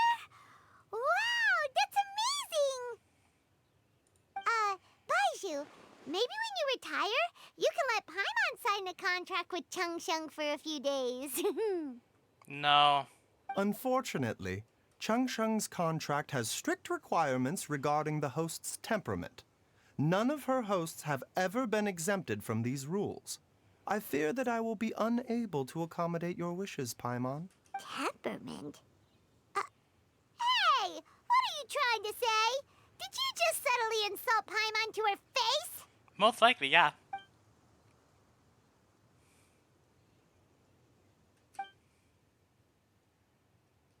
Ugh, Paimon's mad! You're getting ugly nicknames, both of you! Baizhu, you're Mannequin Man! Changsheng, you're just a pain in the neck!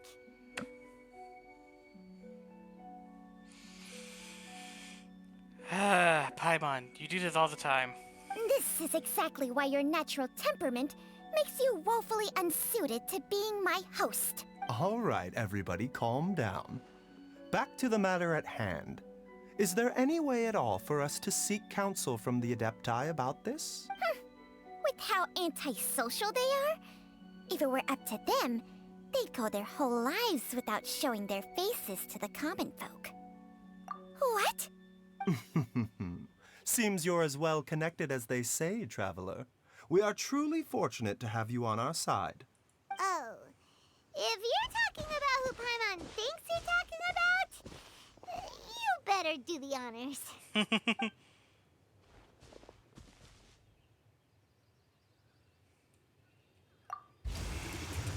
You called? Gets Paimon every time. Are all Adepti in the habit of materializing out of thin air like this? Well, this is unexpected. Huh? It's you. Baizhu of Bubu Pharmacy. I do believe I've had the pleasure before. The Lantern Rite, when we met briefly, I was unaware of your true identity. I must apologize for the discourtesy. Huh? You two already know each other? Our paths have crossed once before. I sense the presence of evil spirits. Is this why you called me?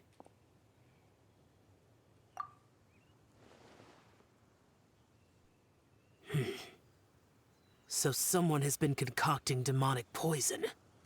Too often, fervent desires drive mortals to abandon all regard for their own safety. It is lamentable. I now know what you seek. It is true that a god's remains are buried beneath the foundations of Chinksa village. A vile monster known as the Ch once wrought havoc over this land. Before it was subdued by Rex Lapis, the land was finally cleansed of poison when Rex Lapis used statues in his likeness to seal the serpent's remains. Chinksa village was founded some time after that. The seal is still mostly intact. If the Ch is the source, then it must be some of its blood leaking from deep underground. However, its aura is faint and barely detectable. You will need to investigate further to identify the location of the leak. I do not like to intervene against mortals unless absolutely necessary. But when demonic forces are involved, things can spiral out of control. If that happens, be sure to call my name again. Nothing. I do not wish to sway decisions that are mortals to make, but immortality may not be the blessing that you imagine it to be. I shall treasure your words of instruction, Master Adeptus. Farewell. That is so cool. I can't lie. I would love to have that. What a strange Adeptus. Rather different from the way I remember them. That's Shell for ya! And thanks to him, we finally got some concrete info to go off of. If the god remains are leaking from underground, Jiangli must be paying a visit to a subterranean cave on her herb-gathering trips. If we can find the cave... Master, there's a problem. Gwei? Did you run all the way from Boo Boo Pharmacy? What happened? Don't panic. Just catch your breath and tell me everything. It's Jiaoliang.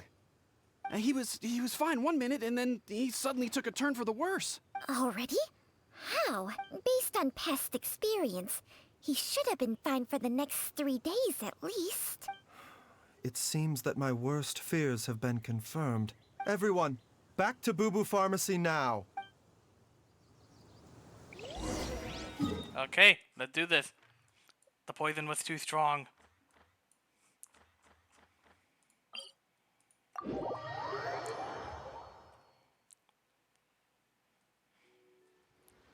That or he's under some sort of mind control.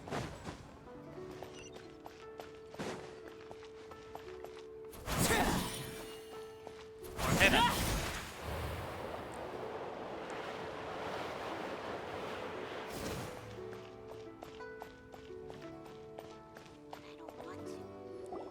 Dad, what's wrong? Dad? Don't be scared. Dr. Baishu will be back soon. How is he doing? Dr. Baishu, you're back! My dad was doing fine earlier, but then he suddenly started coughing up blood.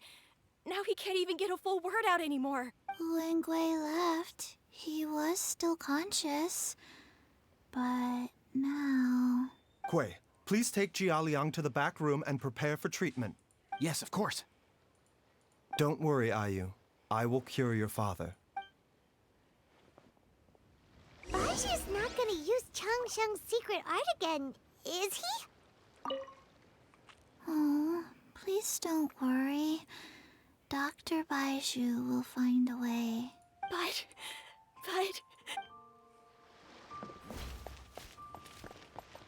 Is there really no other way to save Jiaoliang?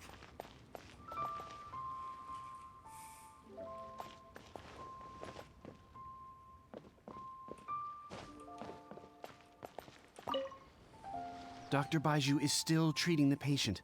Please do not disturb him for now. Let's see if Wu Tao's nearby. There she is. Fancy running into you guys at a place like this. What are the chances? Nothing. I was just battling against some writer's block, so I took a stroll to see if I could get my muse back. Yep, it's working. Stealthy as a snake. She can hear them coming, plants a little bait, and they all come running. You'd better not snitch on me, okay? Wait, now I have to hear the other one. Fancy. Nothing. I was just battling against some writer's block, so I took a. It's fine. I have someone taking care of the books while I'm gone. Well, hold up. Now that you mention it, I probably shouldn't stick around here too long. Got caught twice.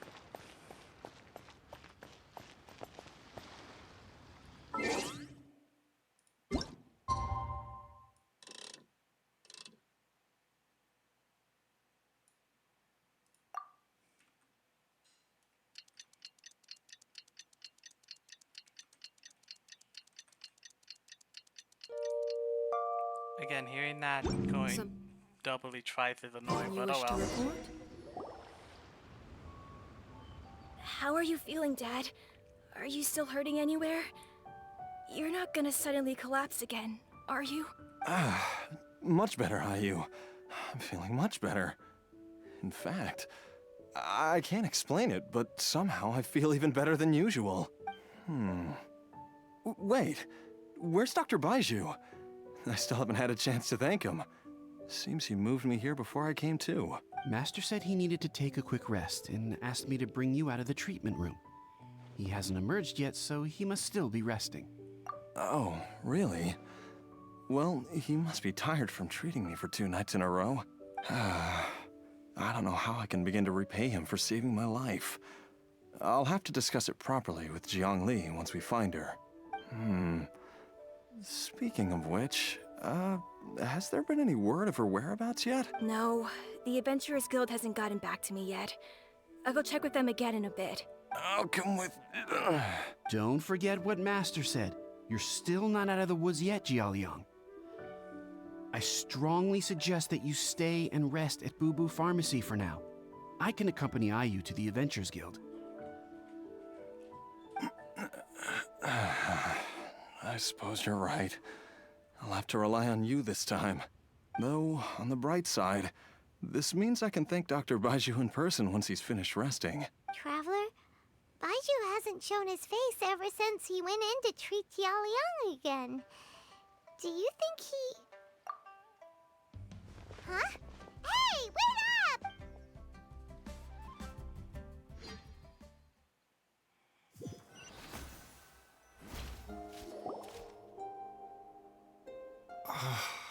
Huh? You're finally awake? That was far too risky. Even with me here to help you balance your chi. There was no time. I had no other choice. In any case, it was not completely without benefit to myself. I managed to learn something. Jiang Li's design is quite brilliant.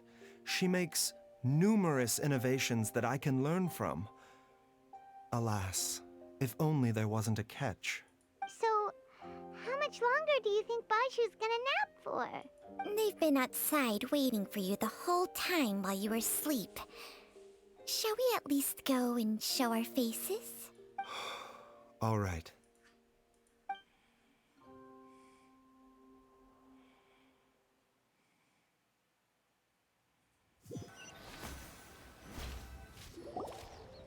Surely he hasn't. There's no way he could have just... Who's talking behind our backs again? Ah! Baiju! Changsheng! Of course. There's no need to be concerned.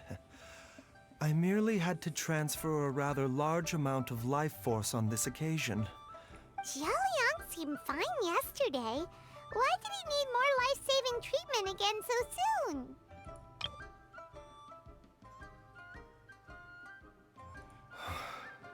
Of course. There's no need to be concerned.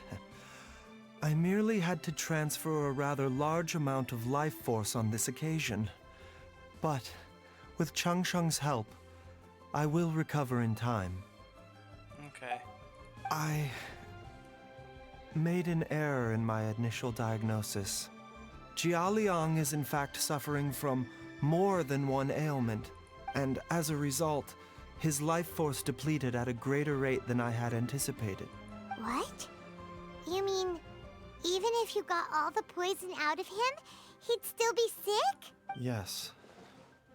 But more pertinently, the poison in Jialiang's system is there precisely because it is being used to manage his underlying medical condition. Jialiang has a rare congenital heart condition, and ongoing treatment is essential to maintaining healthy functioning of his heart meridian.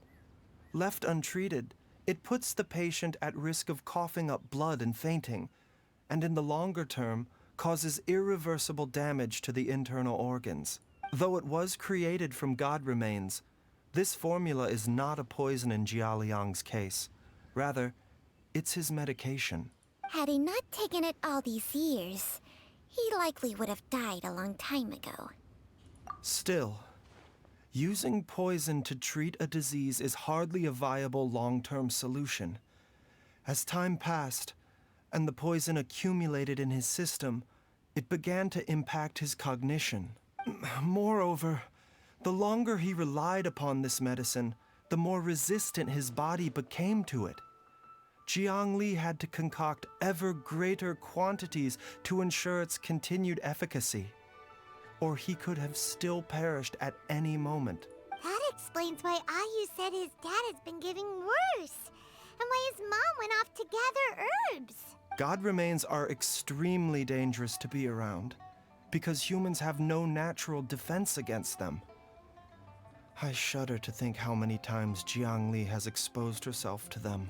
I fear that the situation is just as that Adeptus described. In an effort to save Jialiang's life, Jiang Li has abandoned all regard for her own safety. Love can do that. No, that is actual love. Crazy love, but still love. Love can do that, like that. I never suspected that even Jiang Li would turn to the same path as so many others over the years. Perhaps this is the inevitable course of fate. To sacrifice one's own life to save others.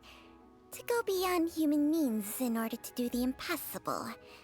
Whatever the cost may be. Well, I think that it's too early to say with any certainty what fate has in mind. In any case, I have stabilized Jialiang's condition for now, so our immediate priority should be to get ourselves back to Qingce village and find out where Jiang Li is.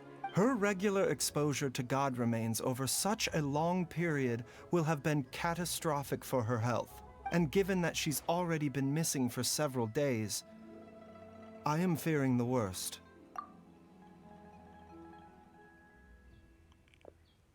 It's me, Traveler, Dr. Baiju. It's Jialiang! Don't tell Paimon you overheard everything already. Dr. Baiju, please let me come with you. You've already done so much for my family. I can no longer just sit here and watch while you put yourself at risk for Jiang Li's sake. After all, if it wasn't for me, she wouldn't have had to put herself in harm's way in the first place. I know I won't be of much help in battle, but at the very least, I can show you the way. I'm sure I'll be able to remember. I know there's a spot where she says goodbye to me every time she goes to gather her herbs. I'm sure I'll remember. I have to remember. Be careful. If you get too agitated, your blood pressure and stress levels will rise, putting further pressure on your heart. For your own safety, you should stay here and rest. No! We're out of time! We have to go now. Right now. Before I forget everything again. This trip will be extremely dangerous, and there is a very real possibility that you will not return from it. Are you sure you're prepared for that? I never expected to live this long in the first place. My death is already long overdue. So why should I fear it? There's only one thing I fear now, and that's that I'll forget her again before we manage to find her. Very well. Then follow me.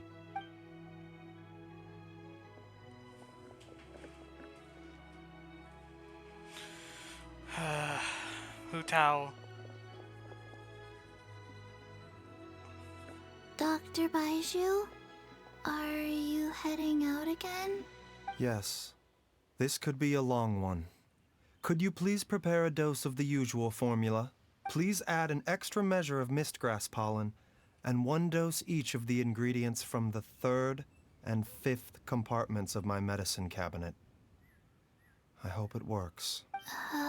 Dr. Baishu?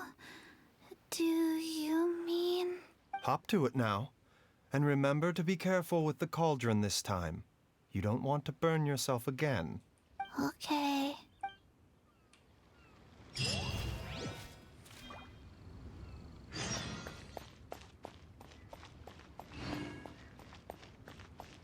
Damn it, Hutao.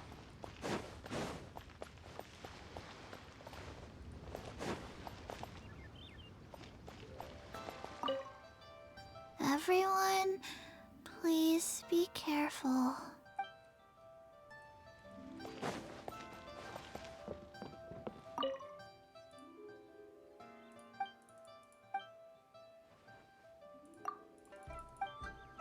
Okay, I have to talk to them at some point.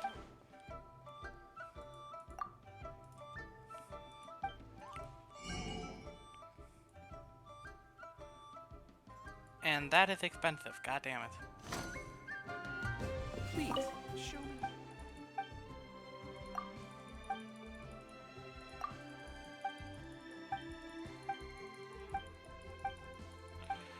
Okay. We didn't get anything, sad.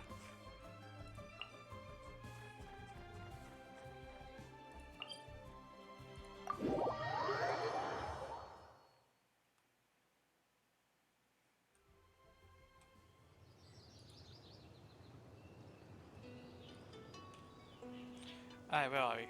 Over here. Eh? Oh.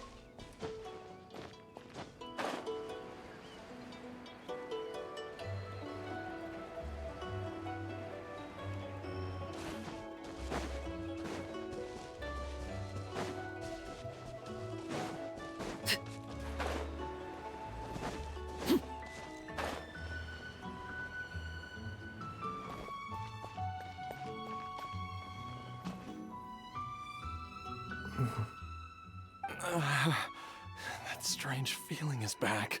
It's just like the day I went missing. It's as if something inside me is trying to guide me somewhere. The Motherlode's influence is growing stronger. But is it because we're getting closer to the source? Or because the leakage of Che blood is growing more severe? Jialiang, can you sense which direction the source is in? I think it's... this way.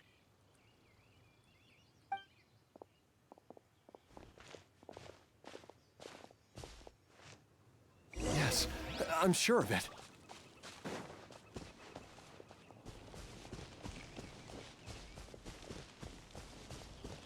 I feel a dull ache in my heart. This must be the way. There it is. This place feels familiar. I think I've been here before. There is an inauspicious presence here. Even I can sense it. I think I remember this place. Jialiang, are you okay? Maybe you should rest here while we continue the search. No, I have to keep going. Jiangli is still waiting for me. Then let's hurry.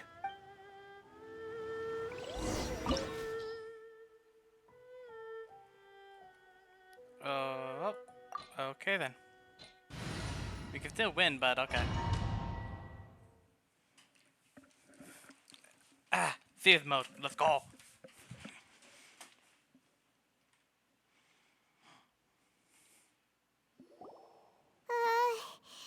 This place gives Paimon the creeps.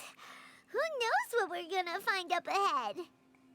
The digging marks here appear amateur and rather old. I suspect it is a thieves' tunnel.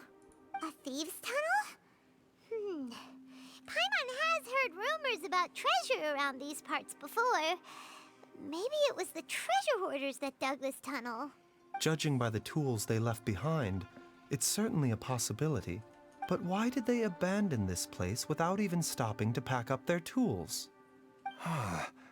I remember now. She took me here once and told me that she'd found a way to save me in this cave. But she said that the method would cause me to, curses. Why can't I remember what she said? Easy, Jialiang. Come on, let's keep going. Okay, because I want to see what this boy has, I am going to look. That's a lot of HP. That's a lot of HP.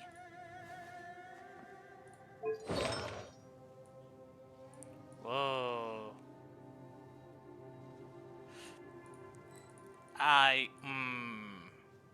The 2P, that, which even more HP. Holy moly.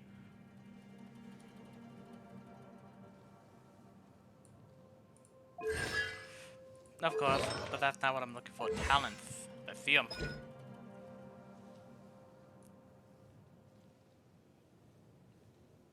Huh.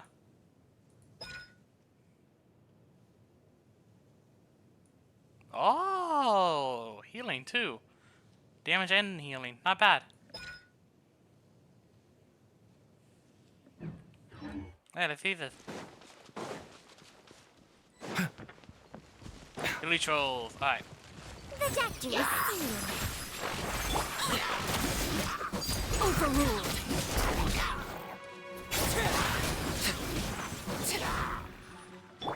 Rain outlines your fate. Sadly, you can. She can't be healed. Whoa, there's a sensor here. Those treasure hoarders sure made themselves at home.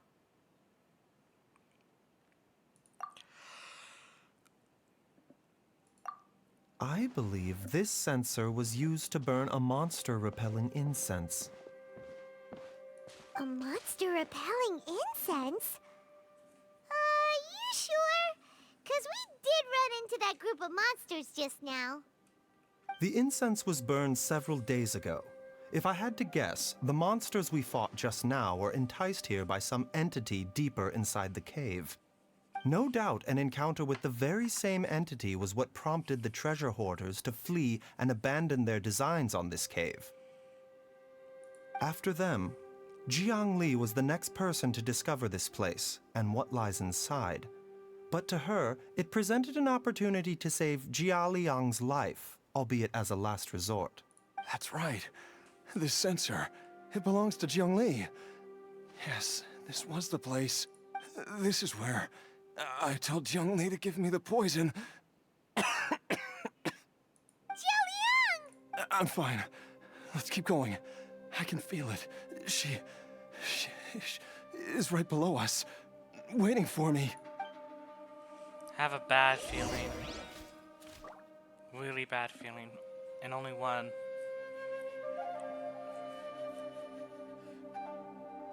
Either one or none. Poor kid.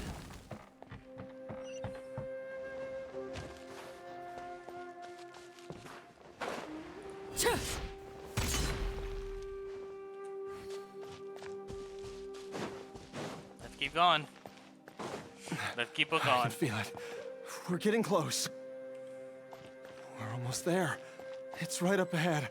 The place where we made a pact together to...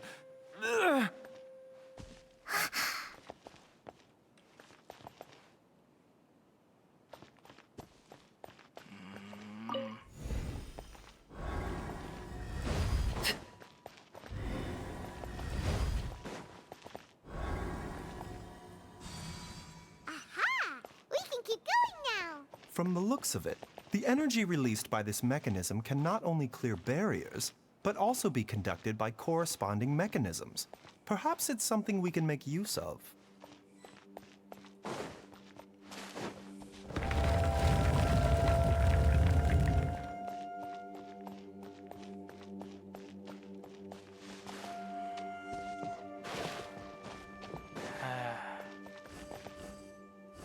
Alright, let's activate and see what happens.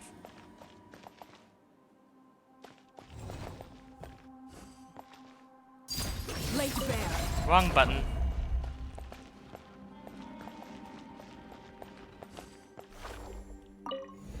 This should open 2 of them, or at least 1 of them.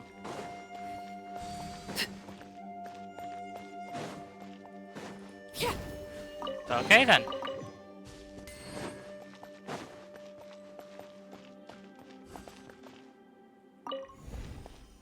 Wrong one.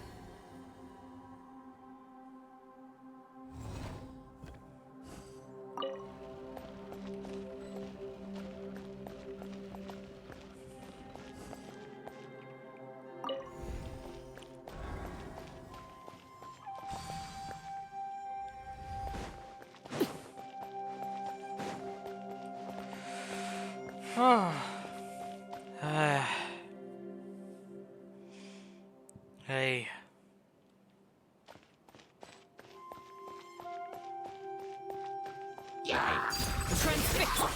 Not getting away that easy.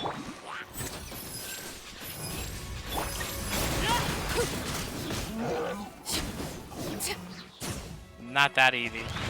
Shit! Body and mind.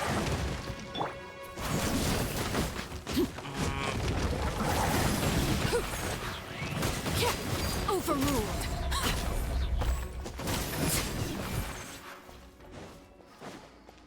Hey, that came out of nowhere.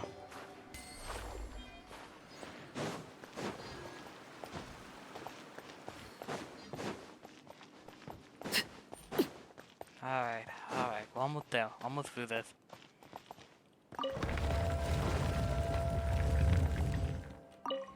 Push. Push.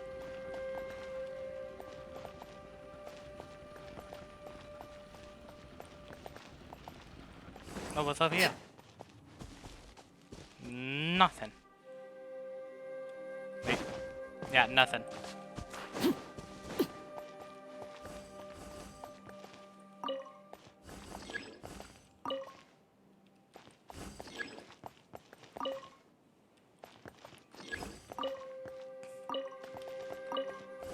Oh, wait a minute, I see.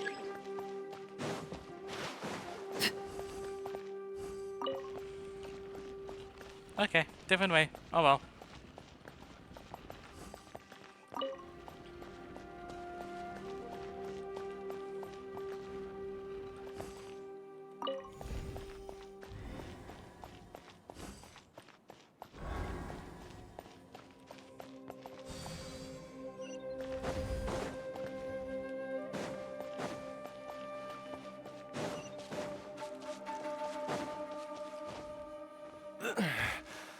Whoa.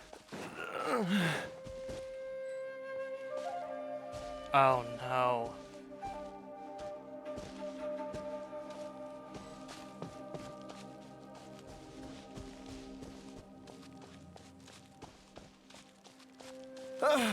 Jiangli! Look out! There's a monster next to her! The god remains must have lured them here. Watch my back.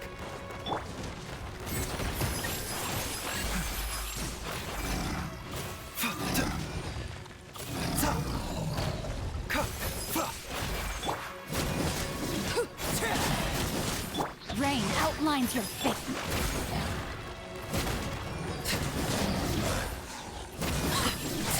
Overruled.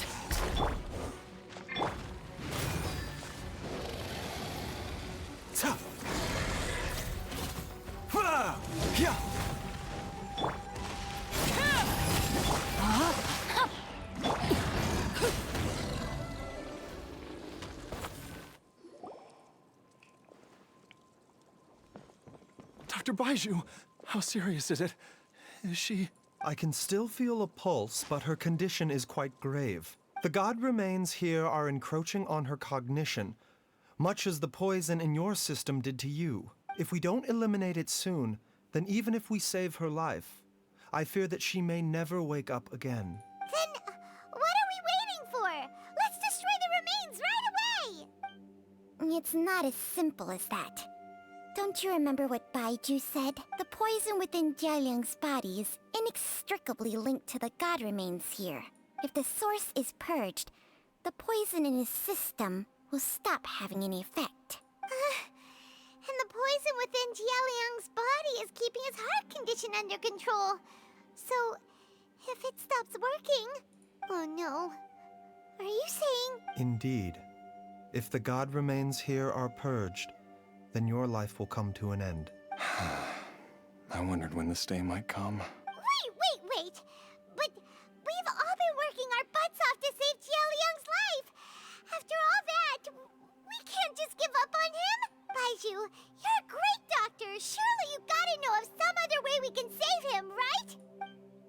You could continue to take the poison, which would buy you some time. As for Jiangli, maybe if we put our heads together, we can think of something? It appears to me that she was striving to concoct your medicine for you, right up until the moment when she lost consciousness. Maybe it's her greatest wish that you will continue to take it and live. Dr. Baiju, give it to me straight. How long does Jiangli have? The god remains have reached her internal organs. Under ordinary circumstances, I would give her less than 3 days. But if I were to treat her using a secret art... But what would be the point of that, Dr. Baiju? I'm all too aware of the dangers of god remains. You are not the first to mention it to me. If I continue to sustain my own life using this wretched substance, not only would Jiangli have to keep risking her life to make my medicine for me, but I would have to live with the looming threat of these remains breaking out and wreaking havoc not just upon me, but my entire family. I know for a fact that I should have died over a decade ago. The fact that I've been around to see IU grow up is already a great blessing from Rex Lapis. If my choice can bring Jiangli back, then even if I die... Jialiang... After cheating death for so long, it seems I've grown somewhat addicted to life. Traveler, Dr. Baiju, could I have another minute with my wife? I just want to have one final moment together. Just a moment. That's all. I would. That's understandable. Of course. Thank you, everyone. And I'm sorry that I won't be able to repay your kindness in this life. Jialiang... Baiju, Changsheng... Is there really nothing else you can do? I am sure that over the years, Jiangli will have tried all the conventional methods known to humankind. As for less conventional methods, I have little expertise besides Changsheng's secret art. Mortals are fated to grow old and pass on when their natural lifespan runs out. If it were so easy to combat the natural processes of aging and death, Jiangli would not have had to resort to unnatural methods. What a crazy situation! Jiangli risked it all to save Jialiang's life, and now Jialiang has to sacrifice himself to save Jiangli! What's the point of it all? I've seen many final farewells in my time, but I can never get used to it. Yeah, I agree. No one can get used to it. Not even me. In the human realm, all things must come to an end. Is it not a fitting end to die for a worthy cause? At least, that's what generations of masters before you have always believed. The path they chose was indeed a heroic one. But when I think of those who would willingly sacrifice themselves for others, I cannot help but think that theirs are the lives least deserving of death. When all this began, we agreed that once Ayu was old enough to help you gather herbs, it would be time for me to go. If you could only see him now. He took me all the way to Liyue Harbor to see the doctor. And he even got the Adventurers Guild to search for you. So, I know that you'll both be okay without me.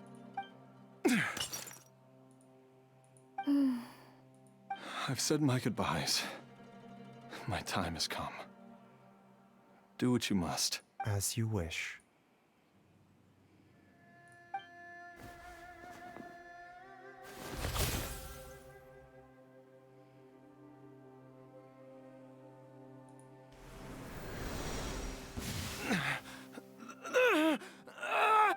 It will eat away at both your cognition and your memories. In the end, you'll become little more than a shadow of your true self. I'll take it. At the very least, it will allow me to stay with you and watch Ayu grow up. Mom, something's really wrong with Dad. Oh God. Don't fret, Ayu. I will gather some medicinal herbs right away. I promise you, nothing will happen to our family. I knew it. Only he is gonna go down. I kinda guessed it, but still, it's just gonna be hard. It hits hard. Why would these memories come to mind now? The longer we live, the tighter we cling to what we have.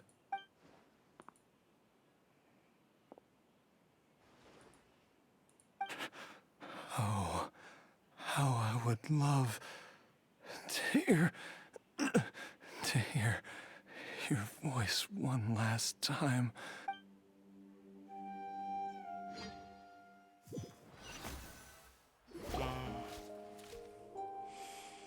Jialiang! Jialiang! Jialiang! Jialiang! Okay. I feel like this is unfair for the dude a little bit or something. Like, this feels off. Feels wrong. But oh well. I'm happy now. Dad, are you awake? Jiangli, are you? Didn't I... Huh? What are these? How does it feel to come back to life? Do you feel strange or different in any way? If so, could you describe it to me in detail? Dr. Baiju, I thought that I was going to... Die? You did indeed. As things stand now, you're more akin to a zombie than a human. Oh, what the fuck? I'm a zombie? That's right. Before we set off, I asked Chi-Chi to prepare an elixir of immortality. With its help, you have been suspended in the space between life and death. Of course, this is but a crude imitation of an Adeptus art. I don't expect it to extend your life indefinitely. Whether it will keep you alive for a few days, a few months, or a few years, I'm as interested as you to find out. But, however long you have left, I believe it should be more than sufficient time for you to say your final goodbyes before departing the world in peace. I hope that Director Hu finds this arrangement to be a satisfactory one. An elixir of immortality? How'd you cook that up? Ugh.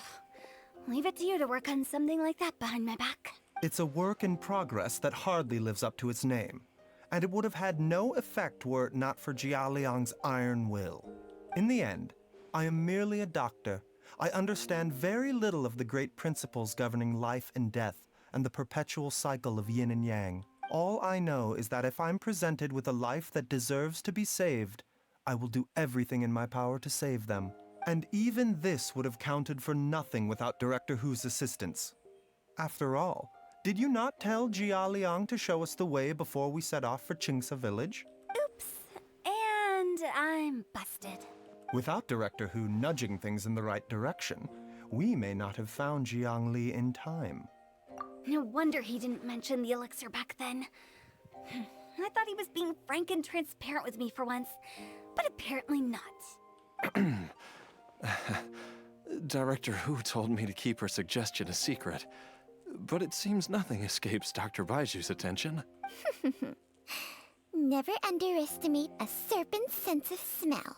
All I wanted was to help Jia Liang find his missing wife as soon as possible, so that he could be on his way to the afterlife without any unfulfilled wishes making the journey more difficult than it needs to be.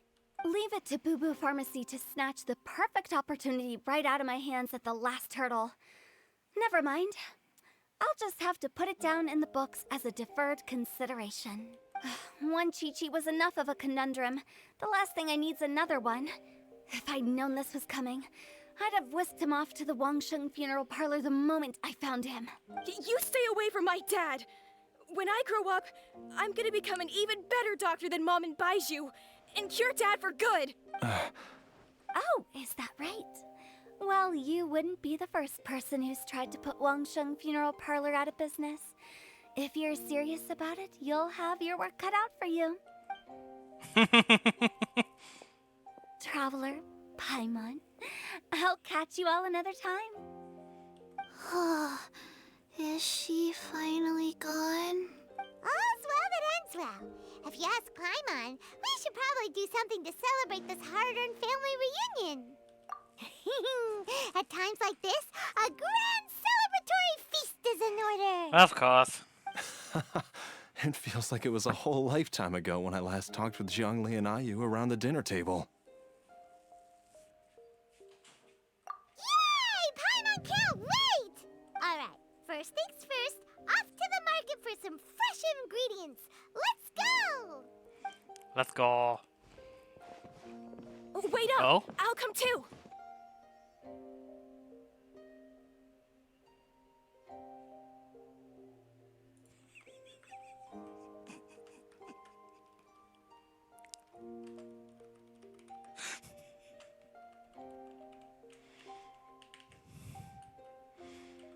Oh god. Baizhu, thank you so much for everything you've done for us.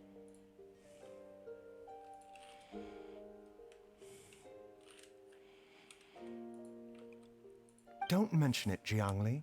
I was just doing my duty. Just your duty, huh? Baizhu, Changshang, would you mind if we took this conversation outside?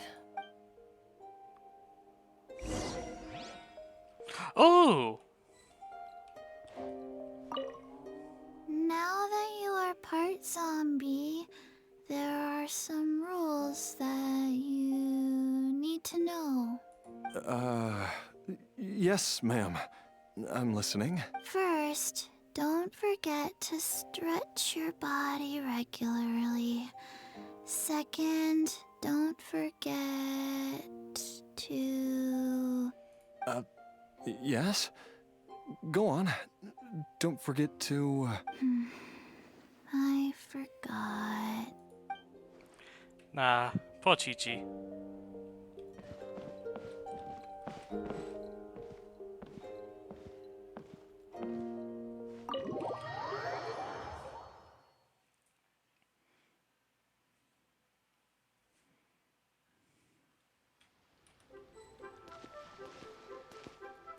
For some reason, this feels right. I don't care. It feels right, so I'm doing it.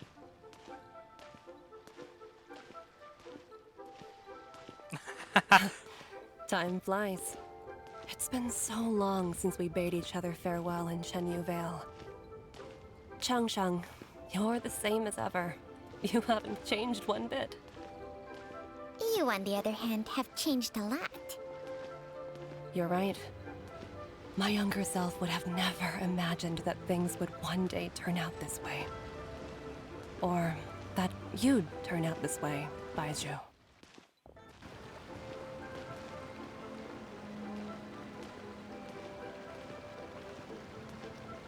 Okay, that's cheating.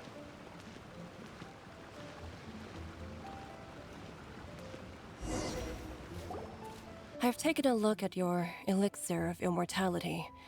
It's not altogether dissimilar from the poison I concocted in terms of the way it functions. I have to say, Jiangli, it was a stroke of genius to use poison to maintain life. I hope you're not too upset at me for copying your methods. No, not at all. With your intellect, even if you'd never seen my poison, I believe you would have eventually arrived at the same approach. But I'm still impressed by how quickly you managed to gain such a thorough understanding of it. Jialiang's still only been in your care for a few days. Not just that, you even managed to improve upon the original formula. That cannot be explained by intellect alone. Baizhu, be honest with me. Did you try out some of the poison on yourself? Huh. told you the truth would surface sooner or later. Life force isn't the only thing that Changsheng's contract lets you transfer between bodies, is it? Nothing gets past you, Jiangli. You are correct. Besides life force, Changsheng's secret art also allows for the transfer of toxins and diseases. When I treated Jia Liang for the second time, I transferred some of the poison from his body into my own. Not only did this allow me to alleviate the burden on him, but it also gave me an opportunity to study its properties. There is no need to worry about any long-term consequences to my health, however. Now that the source has been destroyed, any remaining poison in me will have already dissipated. But you took such a huge risk. If we hadn't destroyed the god's remains back there, then even you might have... What am I saying? I'm in no position to criticize you for this.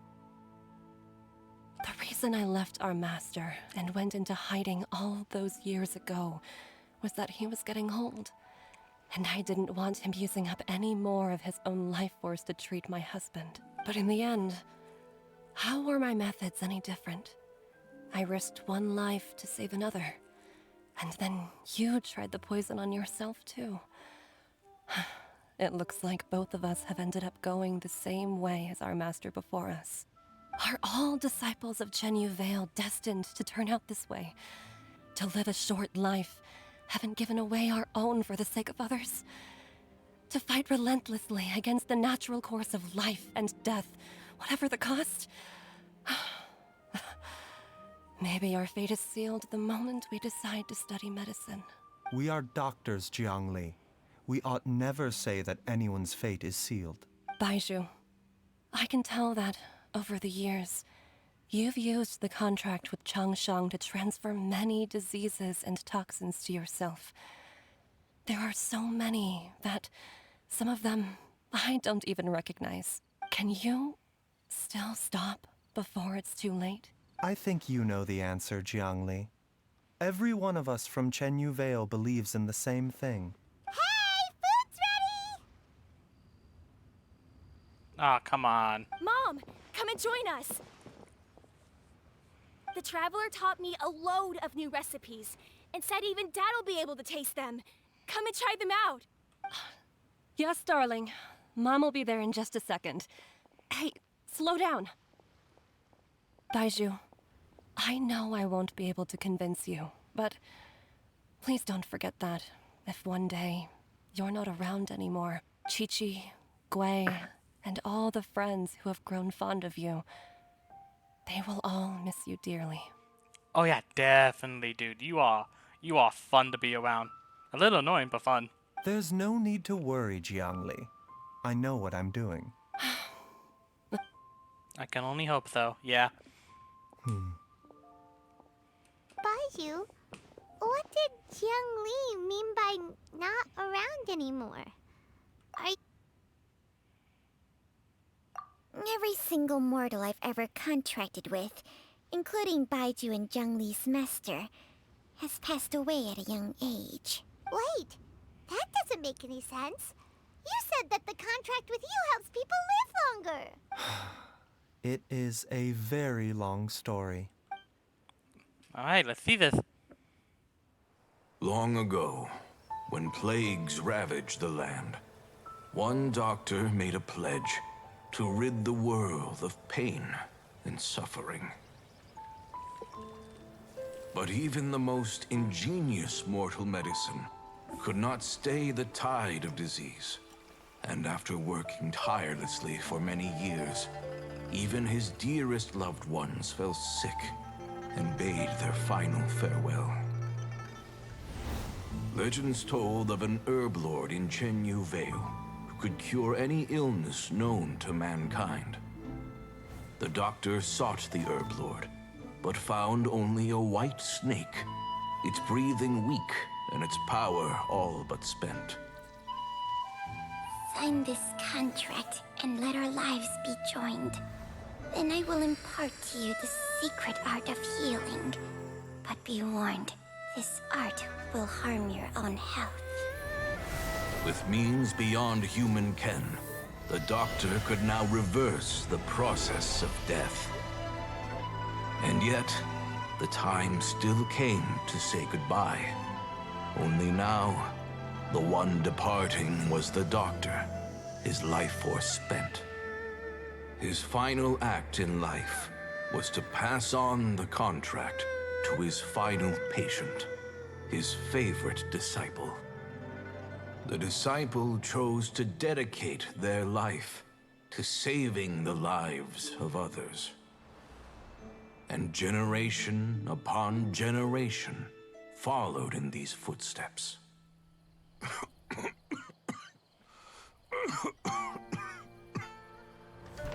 Since I inherited this contract, I've always respected the path taken by my predecessors, and followed it myself unquestioningly.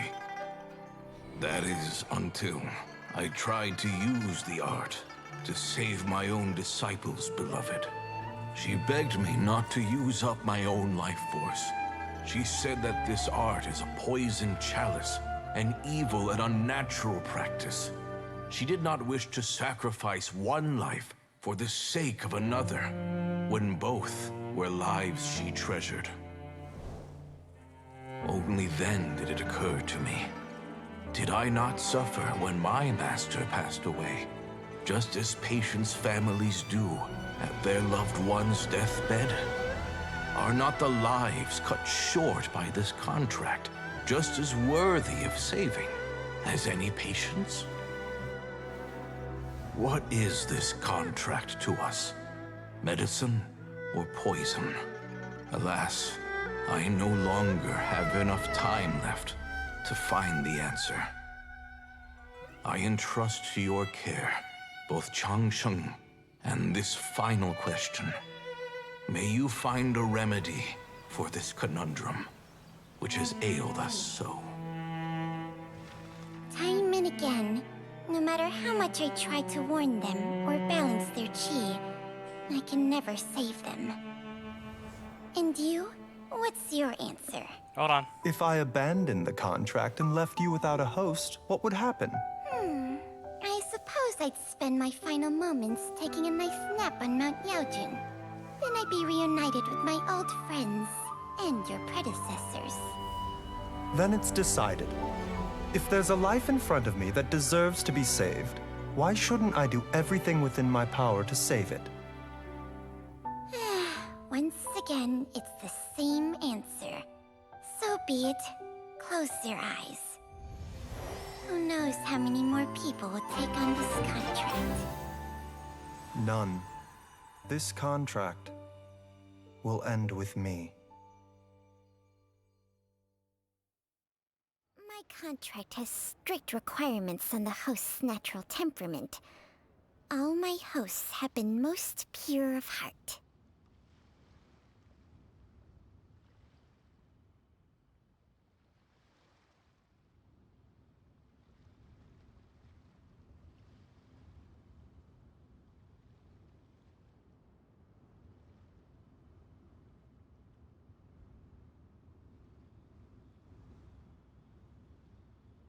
But when one with an altruistic nature gains access to this art, they are more seduced than the average person by the miracle of overturning the laws of life and death.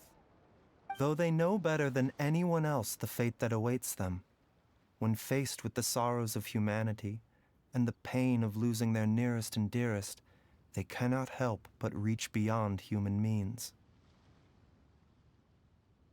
They are like moths that throw themselves into the flame, seeking a glimmer of hope in a dark world filled with pain and suffering. So, Baiyu, does that mean...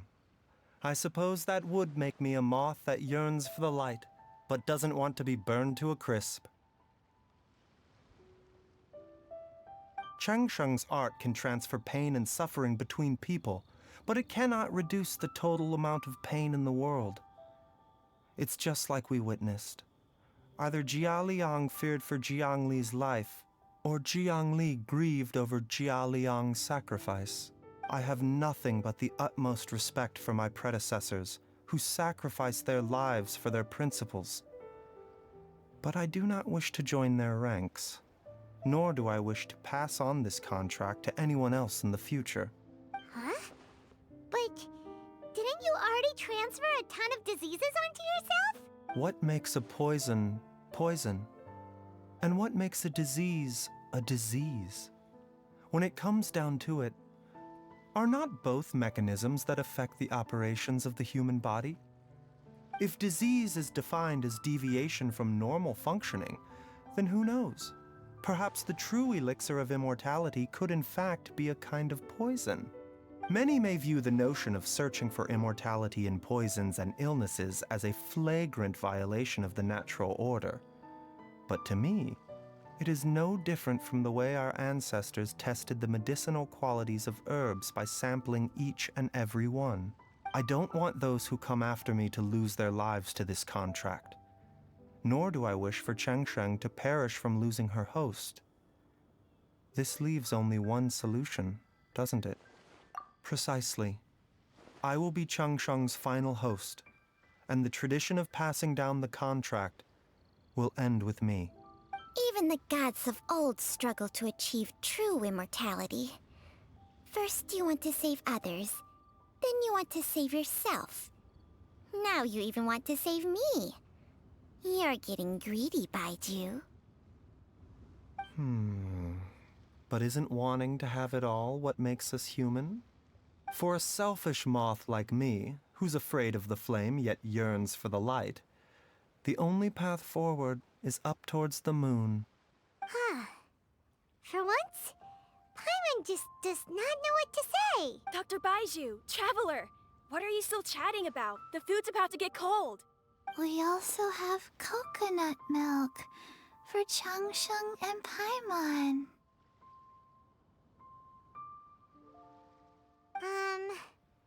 Okay, fine. Let's go grab some food. Paimon has a bunch of burning questions, but they can wait till after we've eaten.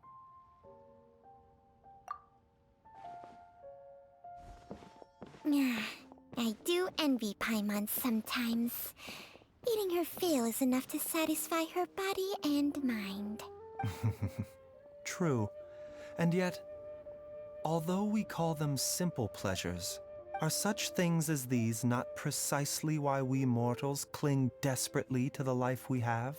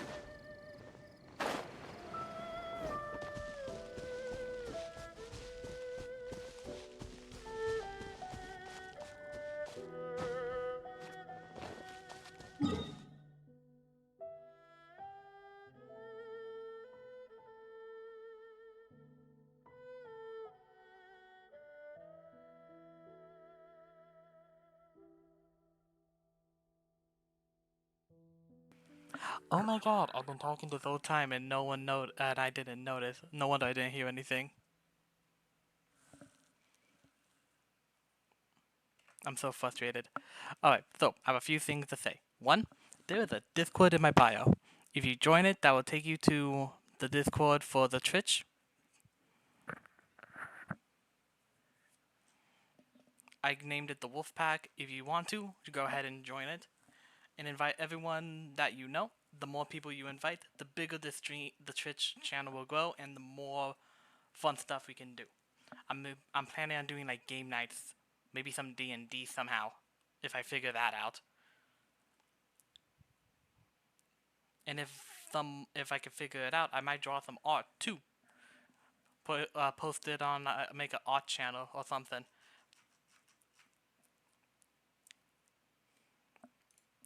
But it has been going on long enough, and I do need to get going. It's getting pretty late. I really enjoyed it. Tomorrow we're going to be doing Escoffier, so we can do so I can get this stuff.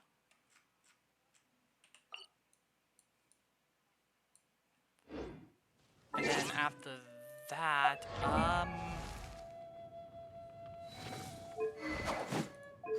maybe some more artifact grinding. Oh no. Ooh, that was close. But yeah, no, I'm gonna do more artifact grinding. I need to replace this one so bad. So bad.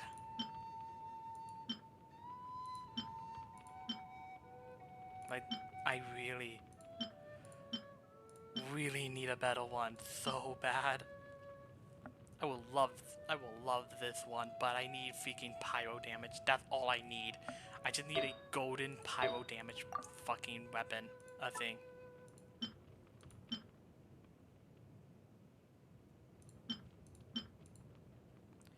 Any pyro damage would be amazing right now. But it's so frustrating.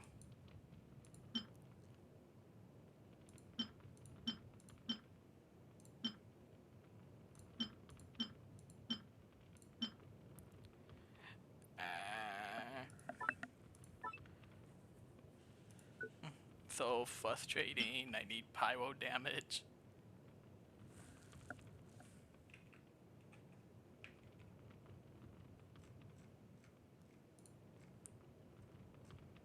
But yeah.